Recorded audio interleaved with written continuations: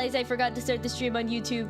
Yay! Hi, YouTube! I was here the whole time! That's so crazy!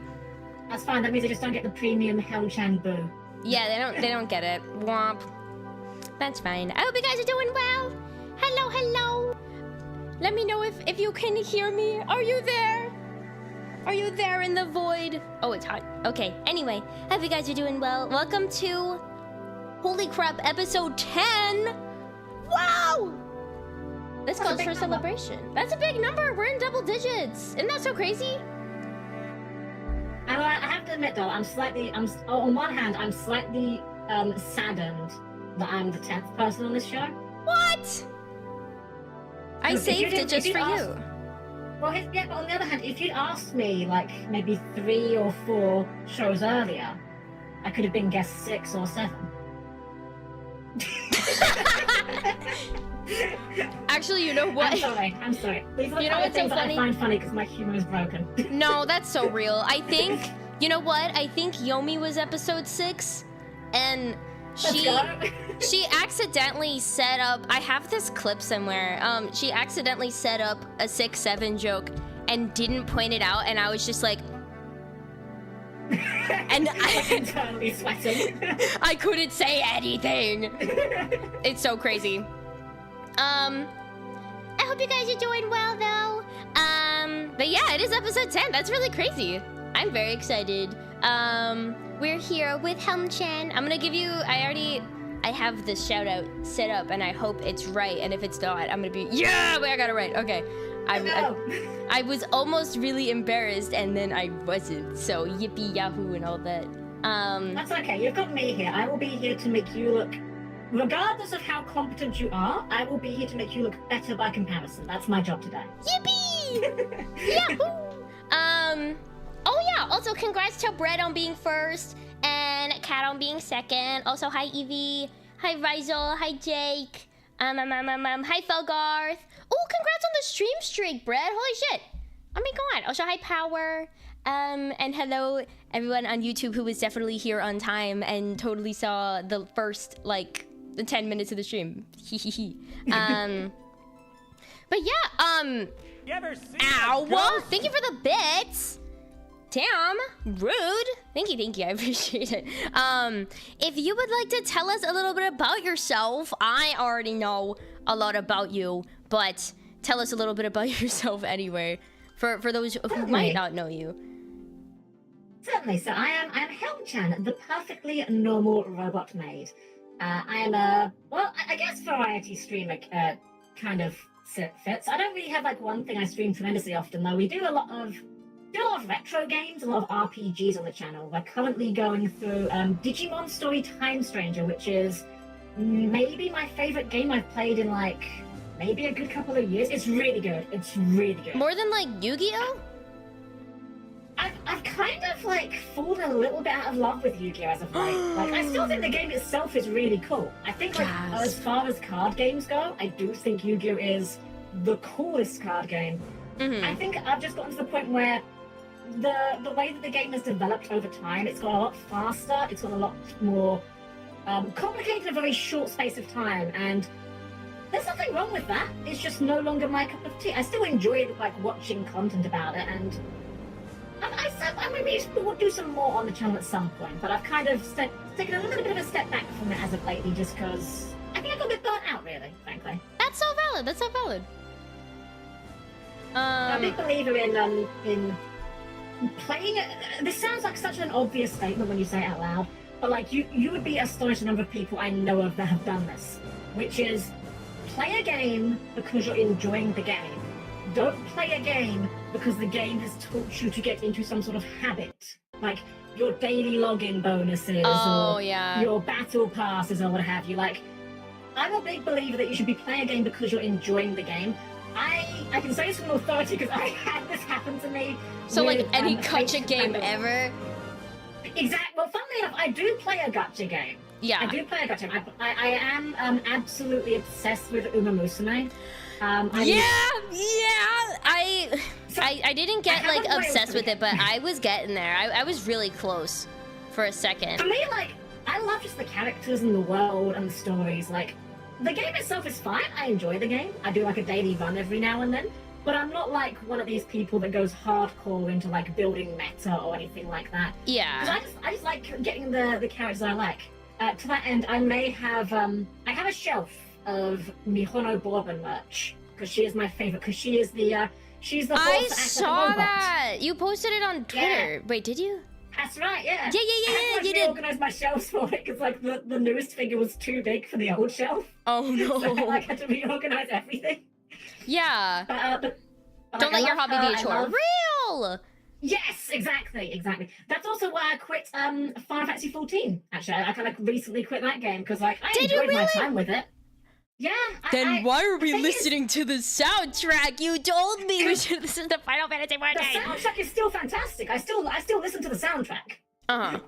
The soundtrack is still like, in my opinion, the best Final Fantasy soundtrack we've ever had. Uh-huh. And I have 10,500 hours of playtime in 14. I've earned an extended break from it at that point. That's over. On just 14 or on like the whole thing? On just 14, like I'm looking on my Steam page right now. So actually, it's actually slightly higher than that. How is there that much content? Yeah, when I very first started 14, I was actually playing it on PlayStation. Yeah. I didn't play like tremendously much on there. It's probably maybe another 100 hours, if even. But yeah, 14 is by far my most played game, just period. 10,500 hours. That's literally a year of my life. That's really upsetting to actually say out loud, but that is how the math works out. I've had like a, speaking of like gacha games, I've had a like on again off again relationship with Cookie Run. I've been playing it for like 5 years, and then sometimes I'll play it like for hours for like a week, and then I won't touch it for a few months, and then I'll go back and forth with that. And I was trying to get one cookie, my Pookie Shadow Milk cookie, for a whole year, and I finally got him recently, but by the time I got him, he already wasn't meta anymore. And then when I thought that in my brain, I was like, okay, it's time to stop. It's time to stop. Maybe I should touch grass. just a little bit. It's kind of the really upsetting thing with like a lot of gacha games. Like my very first gacha game, and the one that I spent by far the most money on. I'm not proud of it. I'm not happy with that I did in hindsight, but I did enjoy my time with the game for what it was worth. Was Fate Grand Order, and that game does have some real power creep. Like, I remember. Actually, I don't know, Darla, how familiar you are with Fate as a series, actually. Minimal to little to none. You know, like the basic premise of it, though. No. Explain it to me like I'm 5. Okay, so essentially the Fate series is about wizards in modern day that summon figures from history to fight for them. Ooh! Wait, that sounds so cool. It is, it's a really cool concept. Yeah. But they don't always necessarily look like you would expect them to. So like the most famous one, you must... Surely, Darla, surely you have seen the character called Saber. Surely you at least know of this character. Okay. I'm gonna look it up and then pretend like I knew the whole time. Can't believe Darla's a fake weeb. Oh my god, yeah! Like with the braid. Yeah, okay, yeah. I knew you would have to know it. Everyone knows Saber. So Saber is that it's a bit of a spoiler, but I'm sorry, spoilers for Fate Stay Night. This is like a 25-year-old series. You've had plenty of time. I love giving spoiler warnings to really old shit. Like I'll for some reason be talking about religion, and then it's like, spoiler alert. He made it to the Ark. Everything's flooded. Right, spoilers, guys, but you're not going to believe what this Judas guy does in a few chapters. Oh my god! So, yeah, Saber, for example, is King Arthur. Like, she's literally King Arthur. That's really cool! For reasons, she is a small anime girl, rather than being, like, you know, big strong man. Big strong man, yeah. Yeah.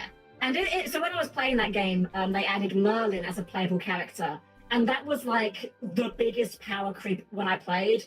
Like, I had another character that did basically what Merlin did, but just worse. And that was kind of when I first started to really feel the power creep, and it's like, man, I just want to collect the characters I like. That's the worst thing with gacha games, when you've got, like, one character that you love,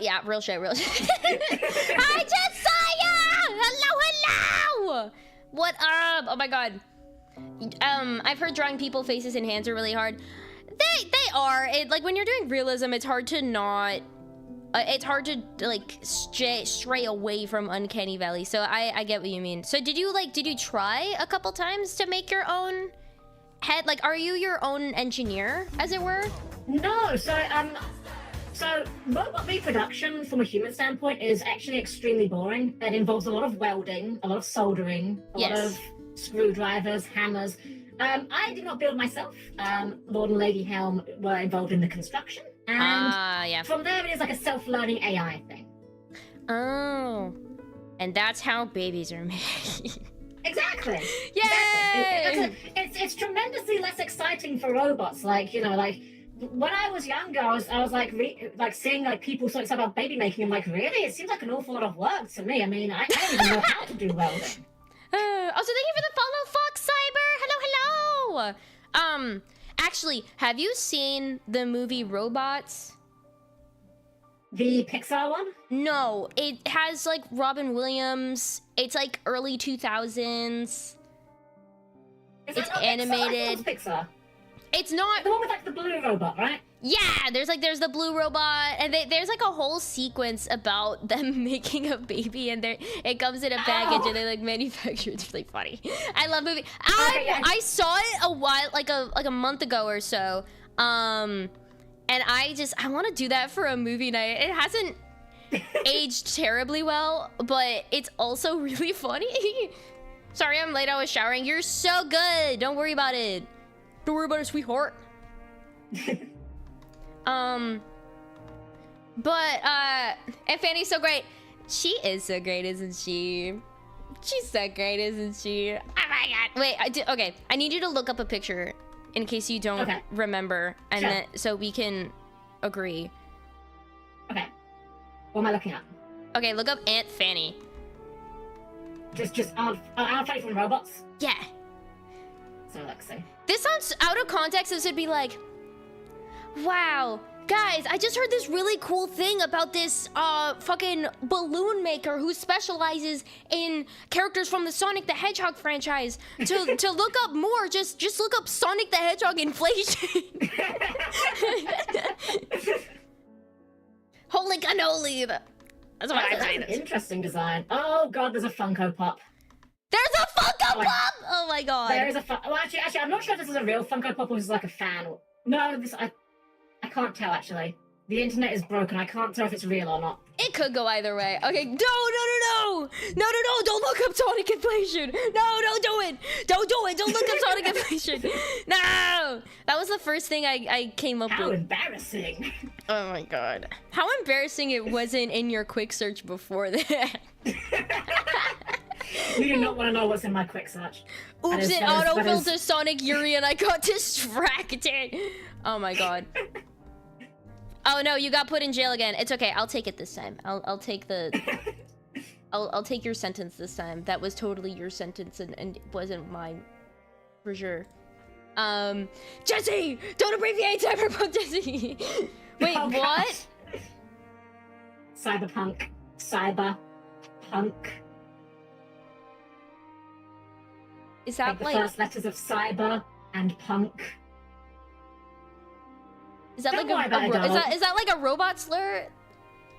No, it's a very bad thing. It's a very bad thing for everyone. You know what? I'm gonna take your word for it. I'm gonna take your word for it. I'm gonna move on. If you don't know, you'll find out when you're older. Actually, I'm hoping you don't find out when you're older. Actually. You know what? You're so real for that. Did you watch the F1 race last night? It was insane! Are you into Formula 1? I'm not really. I don't really watch an awful lot of TV in general, to be honest.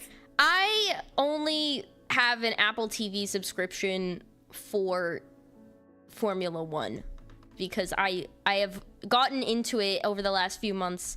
Actually, I originally got into it because this is your guys' homework because you need to look this up. Look up Marbula 1. It's like Formula 1 but with marbles, and it's really funny and it's really great. I bought a jersey. Go Razzies. Go raspberries. I know this channel. I stumbled on this channel that was it Gels Marble Runs. I remember I stumbled upon this before like it got really popular during lockdown. Like somehow, like a year ahead of that, it just showed up in my recommendations, and I got like absolutely enthralled just watching it. It's so good. They had the Marble Olympics last year. It was so good. Oh my god. I like the racing raspberries. You wouldn't think you'd get so invested in like, you know, marbles, but somehow it works. Because they have personas, they have names. And it's so they're personified. That's what I think they're missing out on with like real life wholesome dog racing, right? Like that's why everyone loves the Puppy Bowl. Yeah, like imagine if you go to like the horse race. And like, sure, like the odds of the horse winning are good to know. But if you tell me that there is a horse in this race that has a cat best friend, I am backing that horse. I don't care whether they've got 3 broken legs. No, for real! That's why Uma Musume is so great. Exactly, yeah. Like I did not care about horses at all until Uma Musume, and now I'm like, wow, I've learned more about horse racing in the past year than I ever thought I would. Wait, did you see the video of the Uma Musume cosplayers racing on the horse track? And yes, it's so good! Do you know who won? It was Haru, wasn't it? Yes! Oh, that was so Yeah! good. It was so great. Oh, wait, also, how tall are you? Haru. Side note. Top of the antenna or top of the head? Top of the head. About 5'6", I think. Haven't measured myself in a while. Oh my god! Crazy, we're like the same height. Okay, great. Schlur. I try to make the heights accurate when I'm drawing, when I'm doing the doodles. Okay. Ooh, also thank you for the follow, Pussy Bandit 69.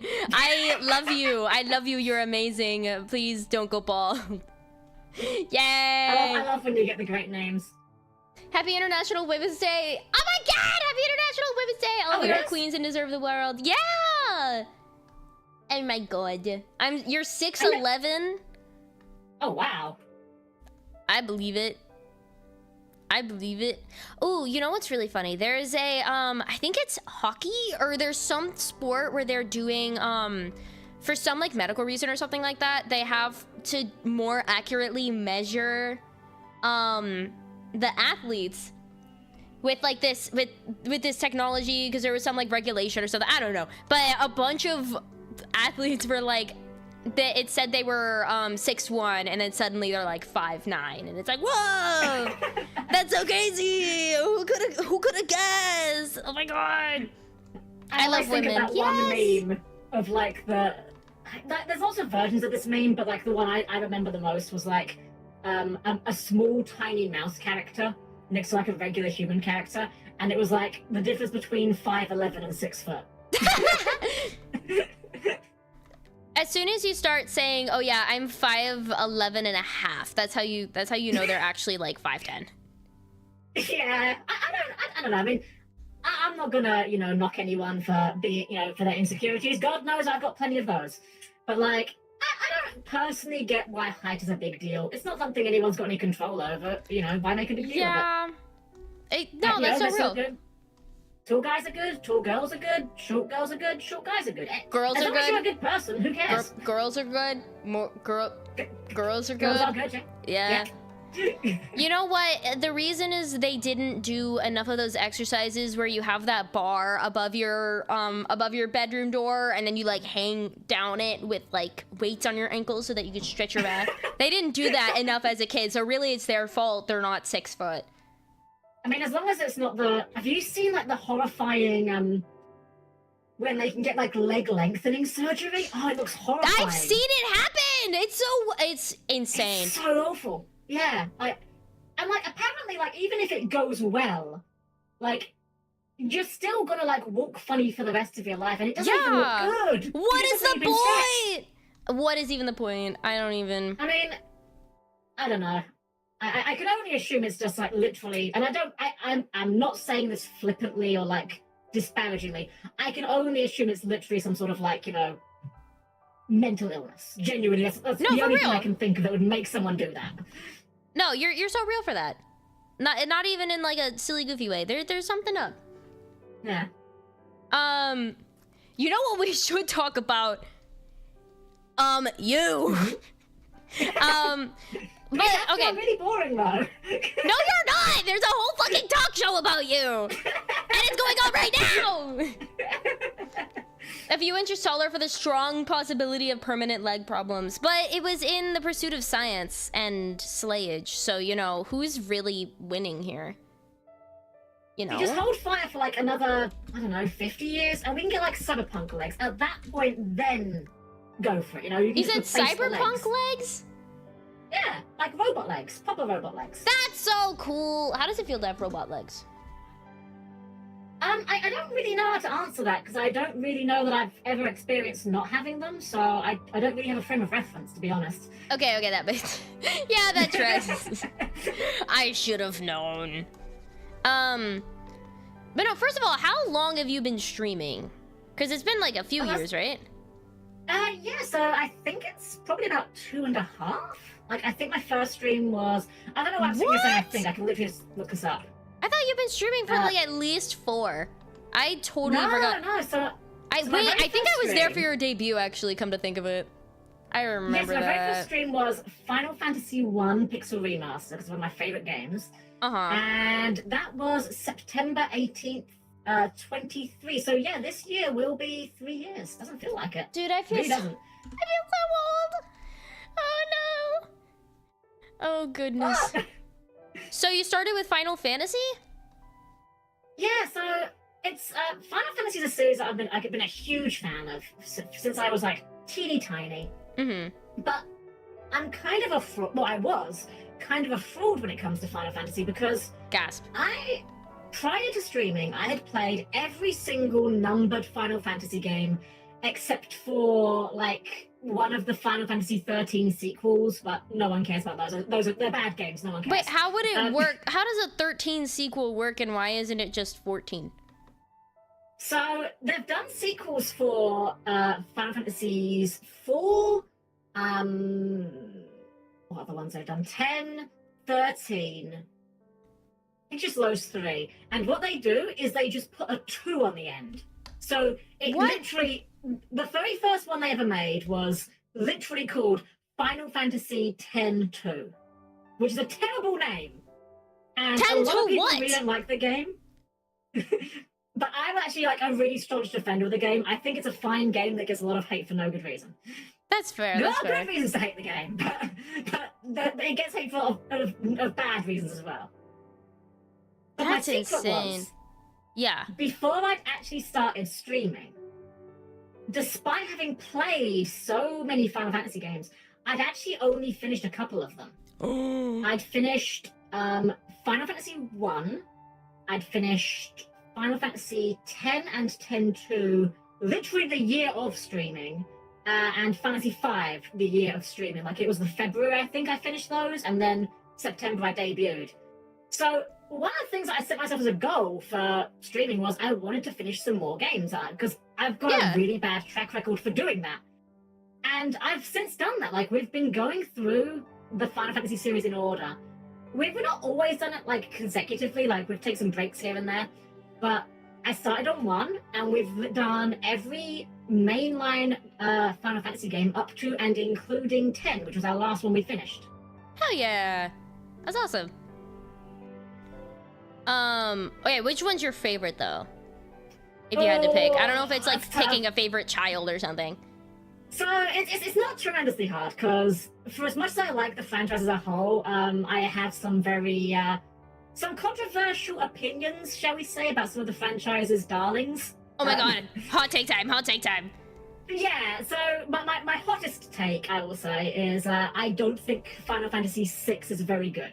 And I know a lot of people love that one, but having replayed it recently, I think that game's kind of a little bit poop, a little bit of a penis game, unfortunately. I thought you were just gonna say mid. Oh my god. So the thing is, here's the thing. I get why people like 6, because it's the Ocarina of Time effect. You know how, like, a lot of people say that Ocarina of Time was the best Zelda game ever? Yeah, but it wasn't. Well, here's the thing, it's not a bad game. It's not a bad game. I'm not going to say Ocarina of Time's a bad game, because it's not. But I think for a lot of people, it was like their first exposure to anything like it. So you always, you know, your first exposure to something new is, you're always going to be like, kind of, wow, this is amazing. I've never experienced this before. Yeah. So I think that people kind of have that nostalgia for Ocarina of Time and FF6 that kind of clouds them to it. Unfortunately, I don't have nostalgia for Final Fantasy VI. I didn't grow up with that game, so I'm kind of having to try and analyze it in the context of the other games around it, and I just think it's kind of worse than 5 and 7 in almost every way. Okay, so what you're saying is that you are based incorrect because everyone is blind to their biases and you're the only one in existence who has an unbiased, untainted perspective. Exactly that. Exactly. Yeah. And if anyone disagrees, I would like to inform you that you are incorrect. Yes. Because I have already depicted you as the crying Wojak and myself as the correct Chad. Yeah, real.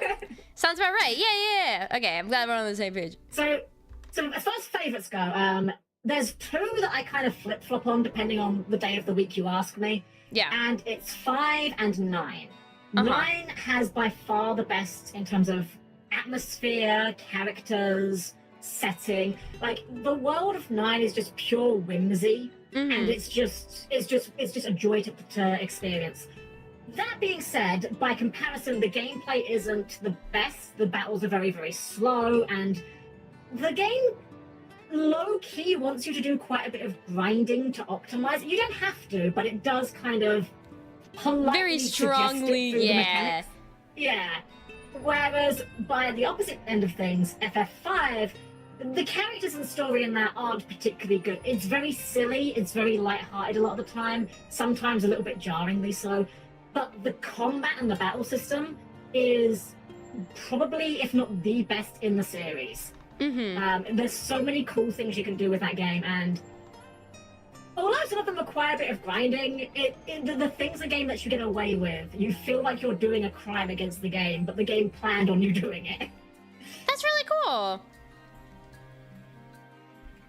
My favorite one being the Red Mage class in that game, which is the Red Mage is kind of a iconic Final Fantasy class that's like part healer, part fighter, part damage spellcaster. So like a little bit of everything. Yeah, jack of all trades, master of none. Emphasis on master of none. Like they're usually not particularly good, and that's the case in FF5. But FF5 allows you to copy abilities from one class to another after you learn them. And if you master the Red Mage class, which is a real pain to do because that class is not good and it takes quite a bit of time to master it, you get an ability called Dual Cast, which just lets you cast 2 spells in one turn, which is, as you can tell, pretty damn good. That feels broken. Basically breaks the game. Yeah. FF4 was my childhood. Oh, there's an iOS version? Yeah, Final Fantasy's been released on a lot of things. The iOS ones are okay. A lot of people don't... I've never played them personally. I know a lot of people don't like them so much because they redrew the sprites in a very... I don't know how to articulate the style. It's very softly shaded compared to how like the original. Softly shaded. Interesting. Yeah, like the characters almost look like... The only way I can think to articulate it, they look like they're made of gummy sweets. Ah, okay. Okay, speaking of gummy sweets. That's a segue, go on. Okay. Continuing to talk about you, I have this insane question that I've been wanting to ask you for the longest time that I never got a chance to ask, that I've probably asked you before. How does it feel to be British? Well, I mean, I'll be honest, Darla, it's a bit of a sensitive subject for me. I mean, people talk about Britishness like it's like some funny joke, but I mean, the reality is I have to live with this condition every day of my life. I know. Every day, thousands of children across the planet have to deal with being British, and it's... Yeah. It's a condition that you never really get out of, it's something that just kind of hangs over your head your entire life. It's tragic. You just kind of have to get on with it, yeah. There's no treatment for it, unfortunately. There is, like, therapy, but, like, that only does so much for it. Yeah. But, yeah, it's bleak, it's bleak. Did you become a VTuber to cope? I actually became a VTuber because of Yomi, funnily enough. Tell me more, because I know, okay, so I know that you guys are close. Obviously. Yeah. But like, what made you want to? I assume you guys had like talked about it before? Yeah, so it was literally a case of that when Yomi was like setting up to do the VTubing thing. At the time, I'll be honest, I didn't really know that much about VTubers. I knew of like HoloLive. I'd seen like a couple of like Gura streams, couple of 𝒂𝒂𝒚 streams, but like I didn't really realize like how much there was to VTubers in general. And then like as Yomi was like, getting like, doing her prep work for it and whatnot, I was kind of like, not closely following what she was doing, but kind of like hearing about it from her. Yeah. And then when she actually like started debuting and I saw what she was doing, I was like, wow, it looks like a lot of fun. And it's very different to anything I've done before. And it was also a case of, I wanted to do it as something to kind of, how do I articulate this? It was something that I wanted to do to prove to myself that I'm capable of seeing something through. Because I'm very bad at like starting projects,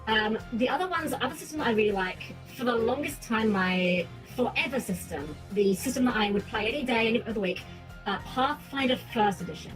That system I own every single book for. It's like an entire shelf right I'm looking right at it right now.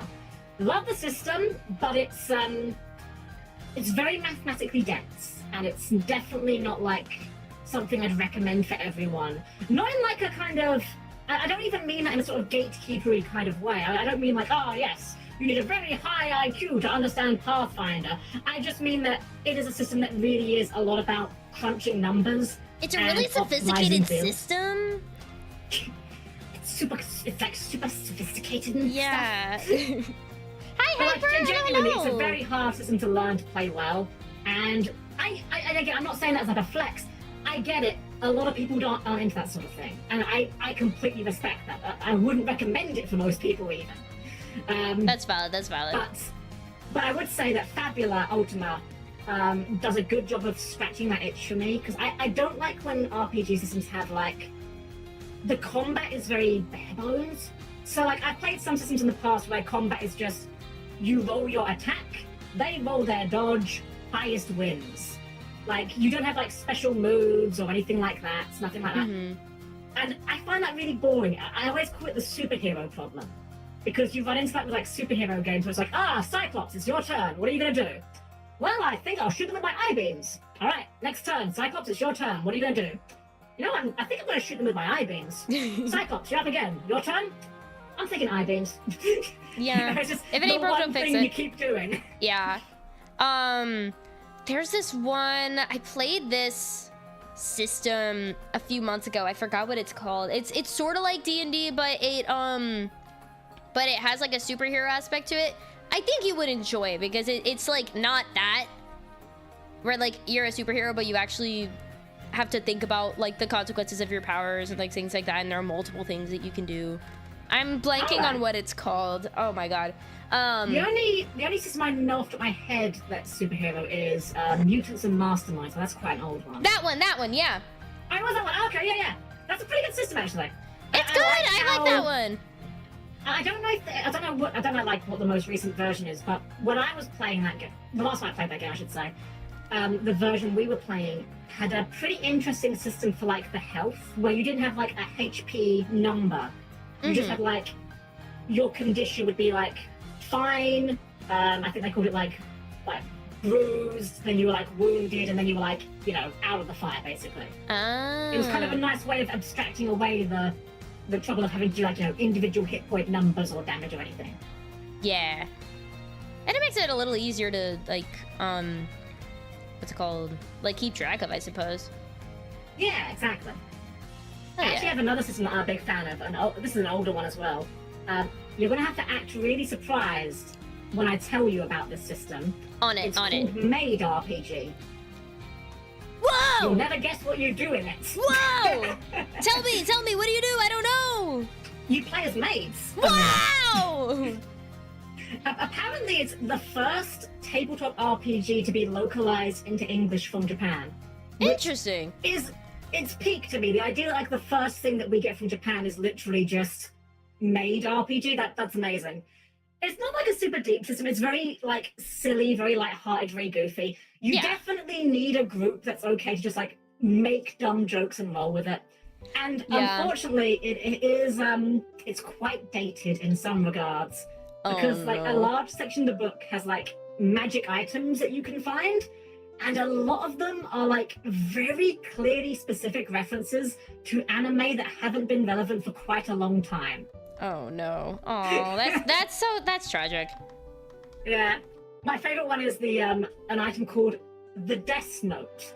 Not the Death Note, the Death Note. The Death Note. DESU. Oh, that's so funny.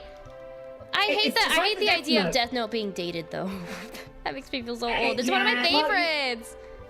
I mean, unfortunately, the passage of linear time comes for us all. If I may ask, Darla. Yeah. Oh, you're asking the question. What is your first Pokemon game you ever played?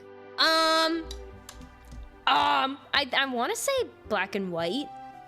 Oh gosh, wow, you're making me feel really old now, Darla. Fun fact. fact. I feel so old. No. Fun fact, I've never finished a Pokemon game. Really? Never finished a Pokemon game. I always got so overwhelmed by like the walking around and stuff. I was like, just tell me where to go. And then it's like, I keep getting stopped every 5 goddamn seconds by a Pidgey in the grass. And I'm like, shut the fuck up. I don't want to talk to you. But yeah, no, I never finished it. I was actually thinking about doing a soul lock pretty soon. I thought it'd be really funny if the first time I've ever finished a Pokemon game, immediately just start a Nuzlocke. I thought it'd be really funny. But I've played a little bit of like, like Let's Go Pikachu, Let's Go Eevee, like the new shit, and then I have Pokemon Go. But like, I watch the anime more than anything else. No, that's completely fair. The only reason why I was asking was because at this point I would like to inform you that almost to the day, in fact, like literally 2 days ago, Pokemon Black and White are 15 years old. What? Yep. Oh my god. Literally, March the 6th, 2011 in North America. Don't Funny enough, in Europe, we got it 2 days earlier. That doesn't happen very often. Oh my goodness. Retro games. The other one I like to drop, my other favorite fun fact of like game releases. Yeah. Which, admittedly, doesn't have an effect on you if you're not a Final Fantasy fan, but Final Fantasy X is 25 years old this year. How long has the franchise existed? Good question. So the original Final Fantasy was a regular Nintendo game, and that was released on December 18th, 1987 in Japan. The American version came out in 1990. How many of you guys feeling old in pretty chat? Old. How many of you guys feeling old? Show of hands. That's crazy. Yeah, no, that's bonkers.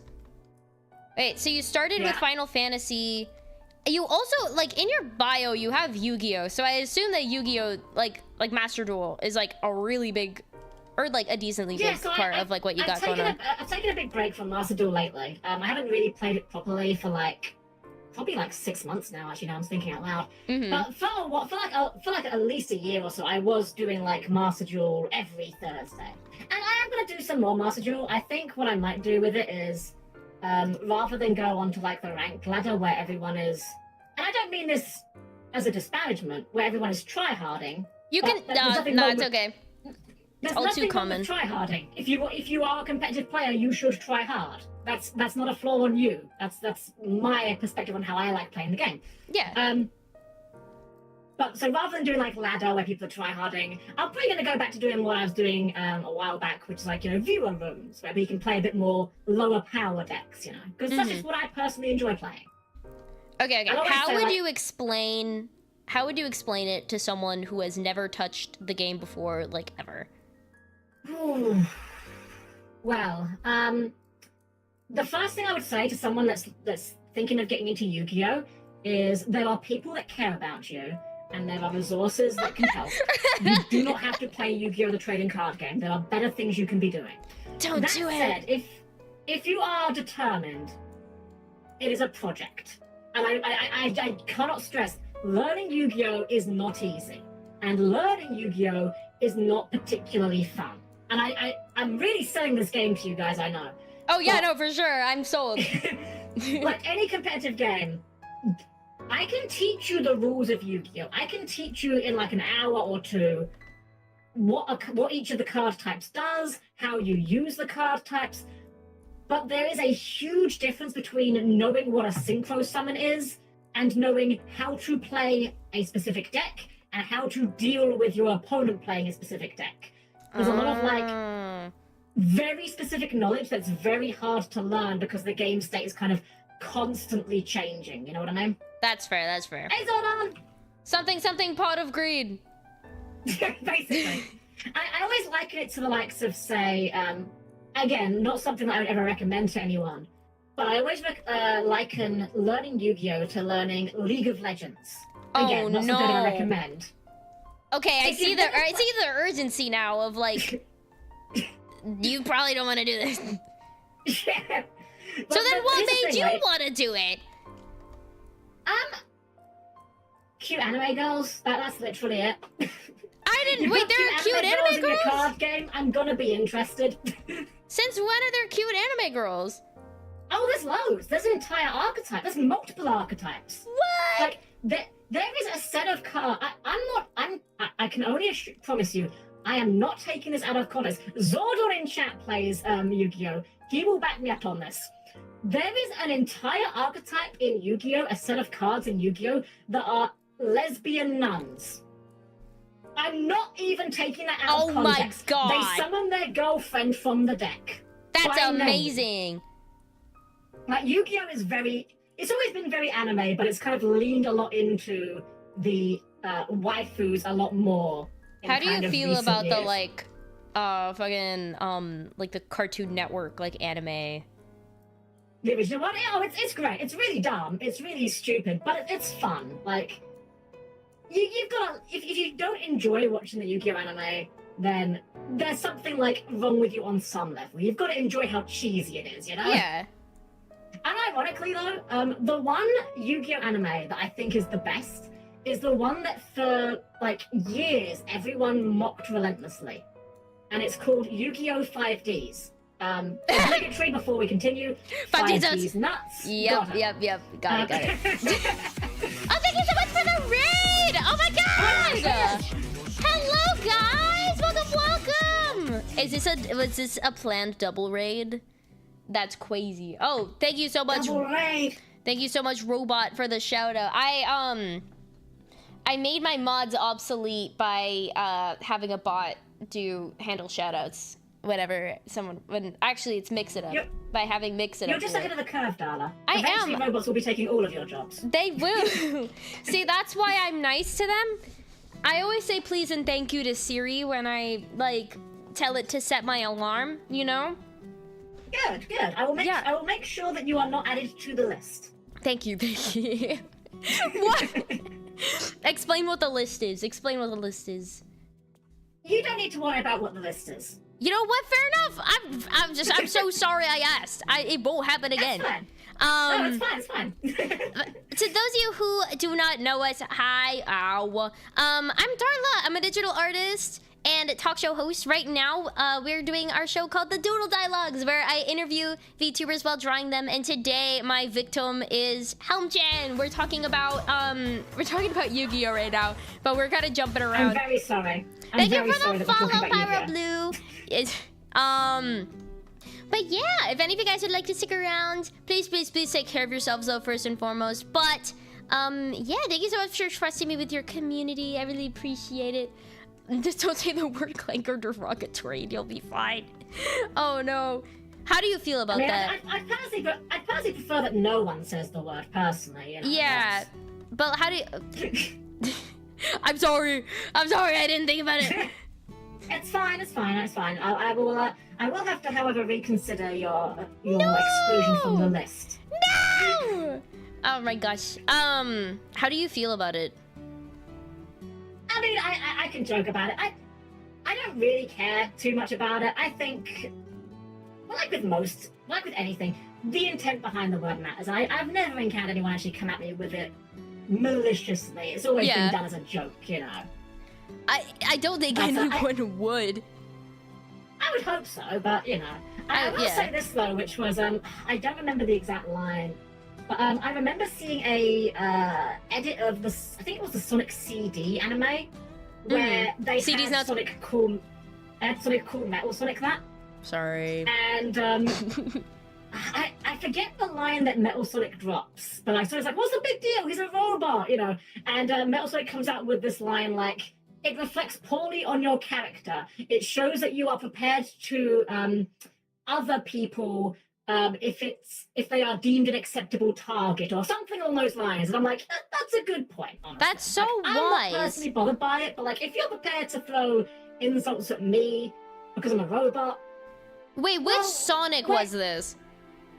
It was a fan edit for starters, but the Sonic was I think it was like Sonic CD, because it was like a very, very CD-fied one. I thought it was Sonic Boom, because that one has a bunch of like weird shit going on all the time. Oh god, yeah. And so I could definitely see, was it Knuckles? I could definitely see Knuckles saying something like that. I feel like Knuckles would say it, not realizing that it's an insult, and would possibly feel bad about it afterwards. For sure. I think he would, I think he would like reprimand someone for saying it, and is like, how dare you, you motherfucker. Yeah. Freak you. Yeah, and Knuckles the horse is you dumb, rode in but on. Not bad guy. Yeah, no, real. So bottom line, in terms of Yu-Gi-Oh, don't. I mean, if you really want to get into the game, you can.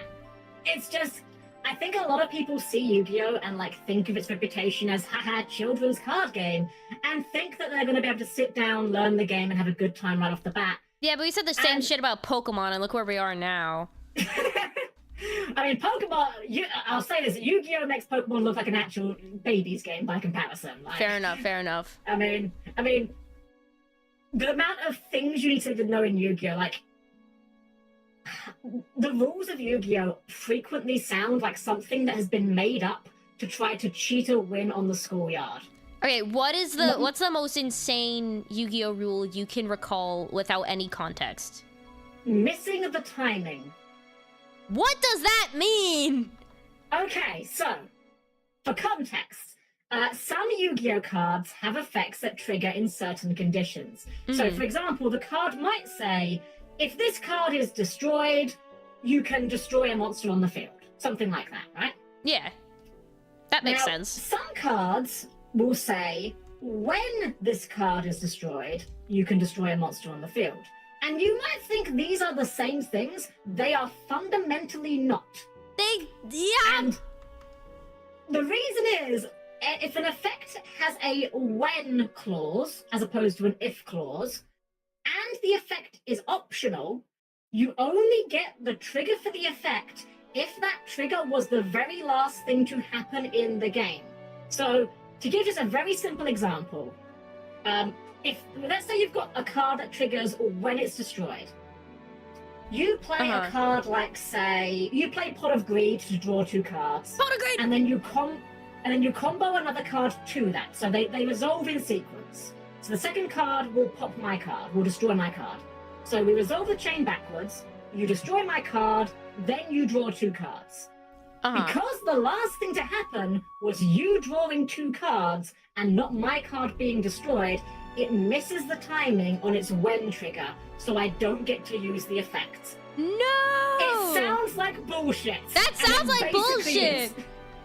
That's they don't insane. Really print cards with that anymore because it's bullshit, but it's one of those things that doesn't come up often, but it comes up frequently enough to trip even like really experienced players will occasionally be surprised by like, wait a second, this card is a when you can effect, it misses timing, what the fuck?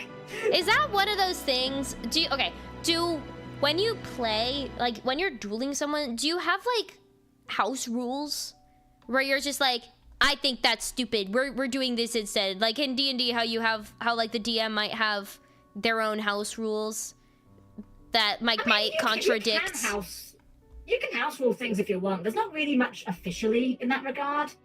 The closest I say that Yu-Gi-Oh has as far as like kind of official house rules, they recently came up with a new format called Genesis, which is a format where you can play absolutely any card. Like even Pot of Greed, which is banned normally, you can play it. But what they did was they gave all of the good cards, I should say, they gave them a points cost. And the idea is that you've got to make a 100-point deck. The closest I'd say you get to really homebrewing in that regard is you can play Genesis with like any number of points in theory. It's just they only really support 100 points exactly. How do the points work? It's just very straightforward. Basically, any of the really good, powerful cards will get a point cost from anywhere from like 1 to 100. And the total cost of all the cards in your deck cannot exceed, well, again, usually 100. You can play with any number if you want, but it's generally 100. So what if you just had like one 100 point card? Yes, so generally the 100-point cards are the sort of cards that are normally banned. So it's like, yeah, Oh. you can play the 100-point card, but that's the only powerful card you'll be getting. You've got to then find 39 other not very good cards to make that card work in the first place. Yeah. Wait, there are 40. It's a 40 card deck? 40 card minimum, 60 card maximum. Huh. Historically, at one point in history, there was no maximum. So that, oh my god, what's the biggest one recorded? So there were a couple of German players at a specific event that I believe one of the players was actually a judge and was kind of doing this to make a point that they needed a maximum. They came with a deck that, if I remember correctly, was about 2,000 cards. Like, they came in carrying this thing in this massive, like, plastic tower, because it wouldn't stand up on its own. And the deck was full of cards that would make you shuffle the deck. Because anytime if you play a card that says, like, you know, search your deck for a card, after you search the deck, you have to shuffle the deck. So they jammed the deck with as many cards that would require to be shuffled as possible, with the full knowledge that there's no way you could ever play the deck in a meaningful manner. Yeah. The best part of this is what they nicknamed the deck. What did they nickname the deck? So these were German players. That's important for this. Yes. The word for shuffle in German, apparently, is mission. So the deck was called Mission Impossible. That's so fucking great! It's so good. What a bunch of icons. I don't think they actually went beyond the first round of the event. They kind of showed up. The judge of the event said, okay, well, you clearly can't play this. And they were like, that's fine. We weren't really planning on it. We're here to make a point. And then shortly afterwards, that was when they officially added the 60 card maximum limit. That's so real. That's so real. Yeah. Well, good for them for making a change and making a difference. Yeah. Make history. Be the change you want to see. Be the change you want to see. That's actually perfect timing because we are going to take our first break of the evening. We actually have a decent amount of progress made. Holy shit. I have pretty much like the whole sketch done, which is a little bonkers. I was not expecting that. But yeah, and it's gonna be just a few minutes while our ads run so that What's your favorite Yu-Gi-Oh deck? So that we don't miss anything. Helm will tell us about their favorite Yu-Gi-Oh deck when we return. But in the meantime, do something to take care of yourselves. Eat, drink a drink, pet a pet, all that fun stuff. Actually, I forgot I didn't finish my sketch like at all, so we have to give myself clothes and hair when we get back. But Darla jump scare. Darla. But yeah, we'll be back in just a few minutes. Don't go anywhere.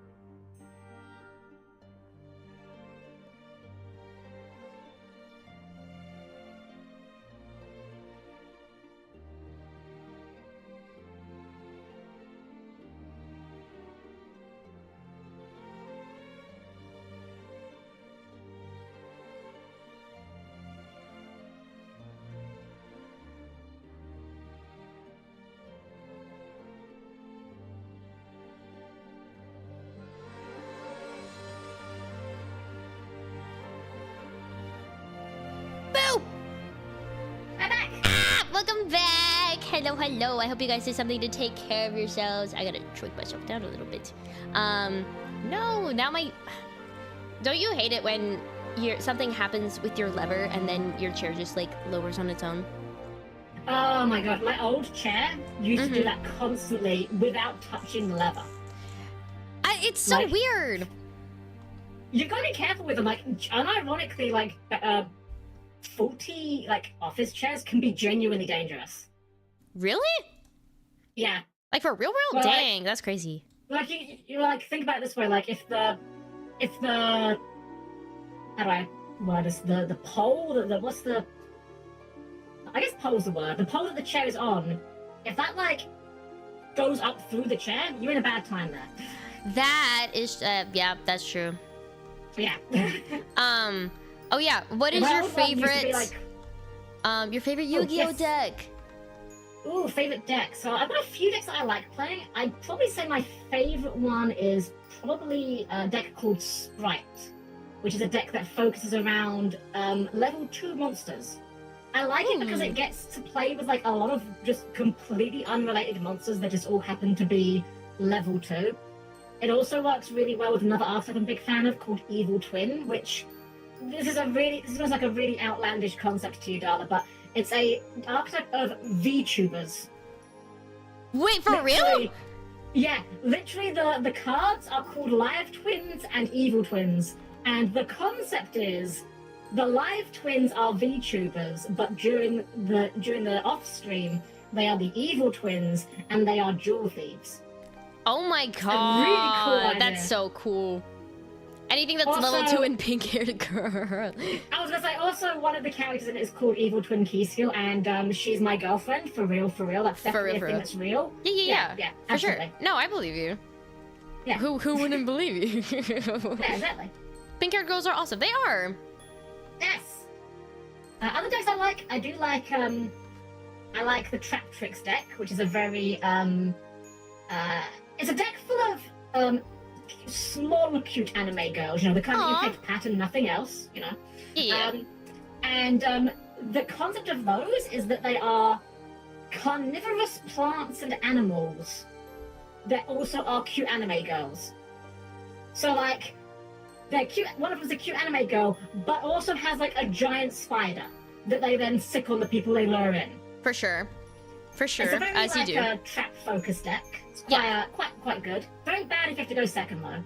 I do like... You might remember this one if you saw the anime, because this was an anime deck originally. Do you remember the Gate Guardian? It rings and bell. So, in the original anime, the Gate Guardian was a monster that was made of 3 parts. Sun River Thunder, Kazejin, and Suijin. And those cards have existed for ages, but they were poo-poo penis bad. Like, no one ever played them. Poo-poo penis bad. They're so bad that in Australian events, there's like this running... I don't quite understand how this joke works, but in competitive Australian events, there is this running joke that if you have already scored high enough that you've got your invitation to the high events, you run a single copy of Gate Guardian in your deck, even if your deck can't play it, and your deck definitely can't play it. It's just like, Fair that's enough. how bad it is. Oh, But they remade no. They made like a new set of cards that use them. It's not a good deck. It's actually a very bad deck, but I am nothing if not a slave to nostalgia baiting. How do you go about getting decks? Is it similar to Pokemon cards where you just have to like just hunt and hope?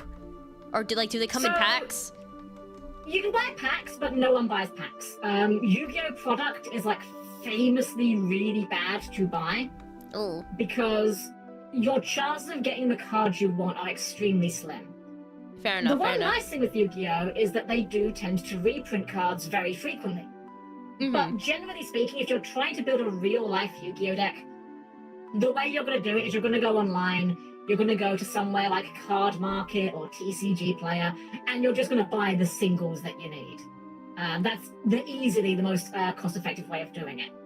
Do people like resell or do you like trade? It depends. unfortunately, like, these days, it's kind of hard to find people that want to do trades. Like, a lot of time people will, quote-unquote, trade for cash, you know? But it's never for it cash. does depend on where you are, of course, you know? Like, Yeah. some people are more willing to do it. I like the idea of trading, personally. I'd much rather... I know I don't speak for everyone, but, like, I'll happily take a bit of a value hit if I know that you're gonna get a card that you're gonna use, you know? Yeah. But see, that's actually, like, kind and compassionate, and I have a feeling that's not a common trait. No, definitely not. I'm definitely not that. I'll go out on a limb. Like some Yu-Gi-Oh players are wonderful, but like with any group, you're gonna find the people that are just out there looking to try and, you know, basically scam people out of their cards by trying to trick them into having a good deal. I'll hold my hand up here and say, when I was a child, that was me. What, like scamming people? So were you a child Yu-Gi-Oh scammer? Not Yu-Gi-Oh, but Pokemon. So as a kid, when we were doing Pokemon cards, I would go around the playground with like a box of bulk, like just commons, worthless, you know, cards that aren't worth the cardboard they're printed on. Energy cards. People. Yeah, well, not so much energy cards. I did at least do actual Pokemon. Okay. But like, you know, like you had standards. non-hollow Magnemites or something, you know. Yeah. And I'd go up to people and be like, hey, you've got a really nice, I don't know, hollow electrode there. I'll tell you what, I'm going to do a deal. I'll give you 20 cards for that card. My god! It's like, wow, you have 1 quarter and I have 2 nickels. 2 is more than 1, so really you're getting the better end of this deal here. In my defense, no, I have nothing. Nothing. Oh my god. Helm was a Pokemon scammer, we should cancel her. On International Women's Day. On International Women's Day, that's crazy. See, personally, I'm a woman, I'm a woman supporting women. You know, I support women's rights and women's wrongs. And I'm also afflicted with being British. Come on, like I'm basically disabled. Exactly. Like, how much do you do? A lot of Pokemon stuff now? Not really. So I do a lot of Pokemon stuff insofar as on my streams as of late, I've kind of become Pokemon's strongest professional hater as of late. No, that's so real. I was hating a lot the like just the other day on like the little like the gimmicks that they've been doing recently. The problem I have with Pokemon is, I think Pokemon is unironically a really fucking cool franchise. I love Pokemon. Yeah. I have Pokemon plushies. I have Pokemon games. Heck, literally today, not even 12 hours ago, I went into town with my childhood Game Boy games to get the batteries replaced in them so I could play them again. Like, I like Pokemon. The reason why I say I'm a professional hater is because modern Pokemon games are fucking terrible. Real shit. They're so bad. Okay, what's your least favorite? Pokemon Legends ZA, not even close. Not even close. How long ago did that come out? Is that recent? Like in the last couple of years? Yeah, that like the most recent. Yeah. Like, so I'll hold my hands up. I didn't bother buying the game because I watched a streamer play it and I'm like, this looks so bad. I'm not spending money on this. The one thing that I can point out that no one can defend, like there's a lot of things I could say about Pokemon Legends ZA that you might disagree with me on. And you know what? I'm not going to argue that point. If you disagree with me on a lot of things, that's fine. But there's one thing about that game that no human being with functional eyes can possibly defend. So, I don't know if you're familiar, Darla. I don't know how much you've paid attention to Pokemon Legends ZA, but... Minimal. Did you happen to... Okay. So, in the DLC, which, by the way, DLC was announced before the game came out. You know, $20 DLC on top of the game itself, you know, cough up. Yeah. It feels like a cash grab. Nintendo is just, like, cash grab city. That's what it feels like it is now. Oh, absolutely is. So, but here's the thing I want to point out to you. In Pokemon Legends ZA, in the DLC, there is a side quest that takes place after the story of the side quest. This involves the legendary Pokemon Volcanion. If you don't remember him, don't worry, no one else does, he sucks. Fair enough. But the literal I'm gonna tell you now, and I can only assure you, nothing I'm about to say is me taking things out of context or giving hyperbole. This is literally how the game presents this side quest to you. Mm-hmm. You go to an NPC, and this NPC says to you, player, you're back. I found this Pokeball that contains the legendary Pokemon Volcanion, but it's locked. However, I've managed to unlock the Pokeball. As soon as it's opened, however, Volcanion's going to go running amok, so I need you to fight it and capture it. But we can't do that here in the laboratory, it'll be dangerous. So take this down into the basement and fight the Pokemon. So far, okay, not very creative, but I mean, it's Pokemon writing. We never expect it to be amazing. Have Pokeballs ever been locked? Is that like a mechanic that exists? It happened in the movie, and I want to say it maybe happened in Pokemon X and Y, but it's been like years since I played those games. It's happened like maybe it's precedent for me. It's not unheard of. Yeah. But anyway, so you take the Pokeball into the basement, and the arena where you fight Volcanion in the basement. You go down there, and the NPC says to you via your phone, "Wow, it sure is dark in the basement, isn't it? Anyway, good luck." The basement in question is a featureless black cube. Are you fucking kidding me? There is no furniture. You are literally on the inside of a black cube fighting this Pokemon in a literal black void. They didn't even furnish it? Oh my god. Yeah, it's like inexcusable. Like, in fact, do you mind if I just send you real quick just so you can see how bad yeah, no, this send looks? it. I have a freaking padlock on my Pokeball. I know, it's like, ooh, answer my riddles 3. Okay, fuck. Yeah, also, actual FYI. Actual screenshot from a Nintendo Switch game released in 2025, coming your way right now. What the fuck is this? This is not bugged. This is the game functioning as intended. Yeah. For reference, chat. Hang on, let me... This is what I just showed Darla. This is an actual Pokemon game released for the Nintendo Switch in 2025. This is the basement where you fight Volcanion. It sure is dark down there, huh? It sure is dark! Anyway! That's it, it's just a black cube! They didn't even try! They didn't even That's put, like... so crazy! And that's a DLC? You're paying extra money for that? You paid extra for this! You paid extra for this! You know the DLC for ZA is bad when the guy that runs the... what's the site? You know 𝒊𝒂𝒂𝒁𝒚, that huge Pokemon fan site? Yeah, I know of it, yeah. Even he was complaining about the DLC on Twitter. That's how you know it's bad, when someone that's dedicated that much time and effort into Pokemon is criticizing it. No, for real. They were 100% on a time crunch. Yeah, no, they just didn't feel... They needed the money, but they didn't want to put in the effort. That's so shitty. It boils down to that Game Freak specifically just aren't good at making games. Like, by comparison, I've been watching people playing Pokopia, and I'll be honest, not really my kind of game. I've been getting so many ads about that on TikTok.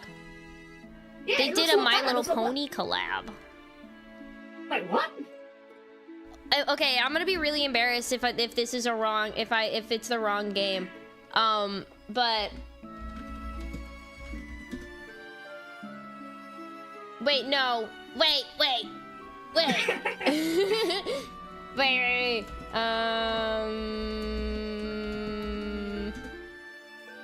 No, Heartopia is the one that had the My Little Pony. Okay, guys, I'm not crazy. I'm realistically, I did a realistic oopsie. It's not me being silly. It's all good. Is that the one where people have been like resetting their game a bunch to try and get like a Ditto version of the character to be able to have that? The concept of the game is that you do play as a Ditto. Oh! You are playing as a Ditto that has turned into a human. Because I love that. And that sounds the awesome. game itself is kind of like it's a little bit Animal Crossing, a little bit Dragon Quest Builders. For sure. Not really my kind of game, but by comparison to like Pokemon Legends ZA, it looks a lot better. It looks like a fun game. It looks like it was made by people who actually cared. Because everyone loves Ditto. Yeah. You physically can't come up with a bad game that involves Ditto. It's just, it's human nature, I think. I think it's just human nature that they physically are incapable of, like, doing a bad job on it, because it's ditto. Well, it's also not made by Game Freak, which helps. Yeah! It's made by a different company. I've gotten that My Little Pony ad. See, thank you! I'm not crazy. Because there are some, like, cosplayers that I know of who, like, were, like, partnered with it, and they're like, oh, My Little Ponies, and they have their, like, cosplays or whatever. That's unrelated. I'll tell you one of the best things that's come out of the Pokopia game, actually, is the Japanese version, apparently. In it, Bulbasaur speaks like a gyaru, like high school girl. And this has inspired so many artists to draw, like, adorable Bulbasaur girls, and I am here for it. That's really funny. Wait, okay, wait. Do your best Bulbasaur Gyaru impression. I can't know what Bulbasaur sounds like now. It's been so long since I've seen the anime.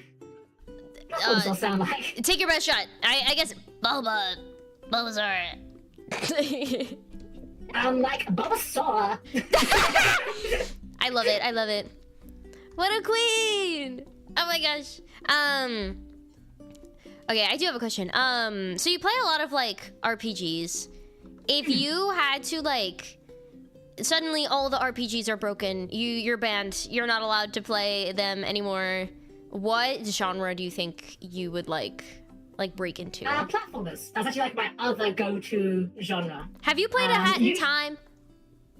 I have. I played it ages ago. It's I don't remember so it very well, good! but I remember I enjoyed the heck out of it, and I think I 100%ed it. I think I got pretty close. I don't remember if I did. I think I did. Yeah, it was a really, really fun game. I love those sort of, like, 3D platforms. Like, 2D platformers are great. Like, I've done, like, Mega Man, all the classic Mega Man, all the Mega Man X games. We've done those on the channel, and those are good as well. But my favorite kind of platformer is, like, the 3D sort of, like, your Crash Bandicoots, your Spyro the Dragons, those sort of things. Like, I mean, Crash Bandicoot I love so much. I've actually done it on the channel twice. Once I did, like, the trilogy originally, I did a 100% run, and then not this year, last year, because my birthday's at the start of February. I'm really bad at thinking of, like, events, so I'm like, you know what? I'm just gonna play every Crash Bandicoot game in one sitting, and we're just gonna do that. How is that physically possible? Did you do it? Games, actually. Oh. Yeah. I didn't get 100%. I was just trying to get to the credits. But yeah, if you actually, like, know how the games work, and Crash Bandicoot is probably, like, the single game that I've played the most times in general. Like, once you know how it works, like, those games are actually, like, quite short because they're only, like, 25 hours each. in Final Fantasy. Well, that's a different story, but yes. I mean, I might have more hours in Final Fantasy, but I've played through Crash Bandicoot more times. Like, I only went through a lot of stuff. A lot of stuff in Final Fantasy 14 I've done, like, once and never again. That makes sense. That makes sense. Yeah. I can't even, I still just can't imagine how much content a game has to have for you to be able to, like, physically be able to do a 1,000-hour playthrough of it.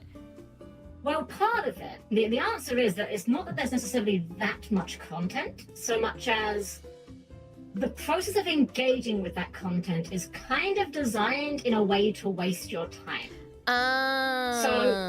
So like, put it this way, when years and years ago, Yomi and I we used to play the game together, and we used to do the hardcore raiding content. So this would be like 4 fights that would be released like every 6 or 8 months. Say it! Every 6 or 8 months. And it'd be 4 fights and you have to be in sequence. But here's the thing.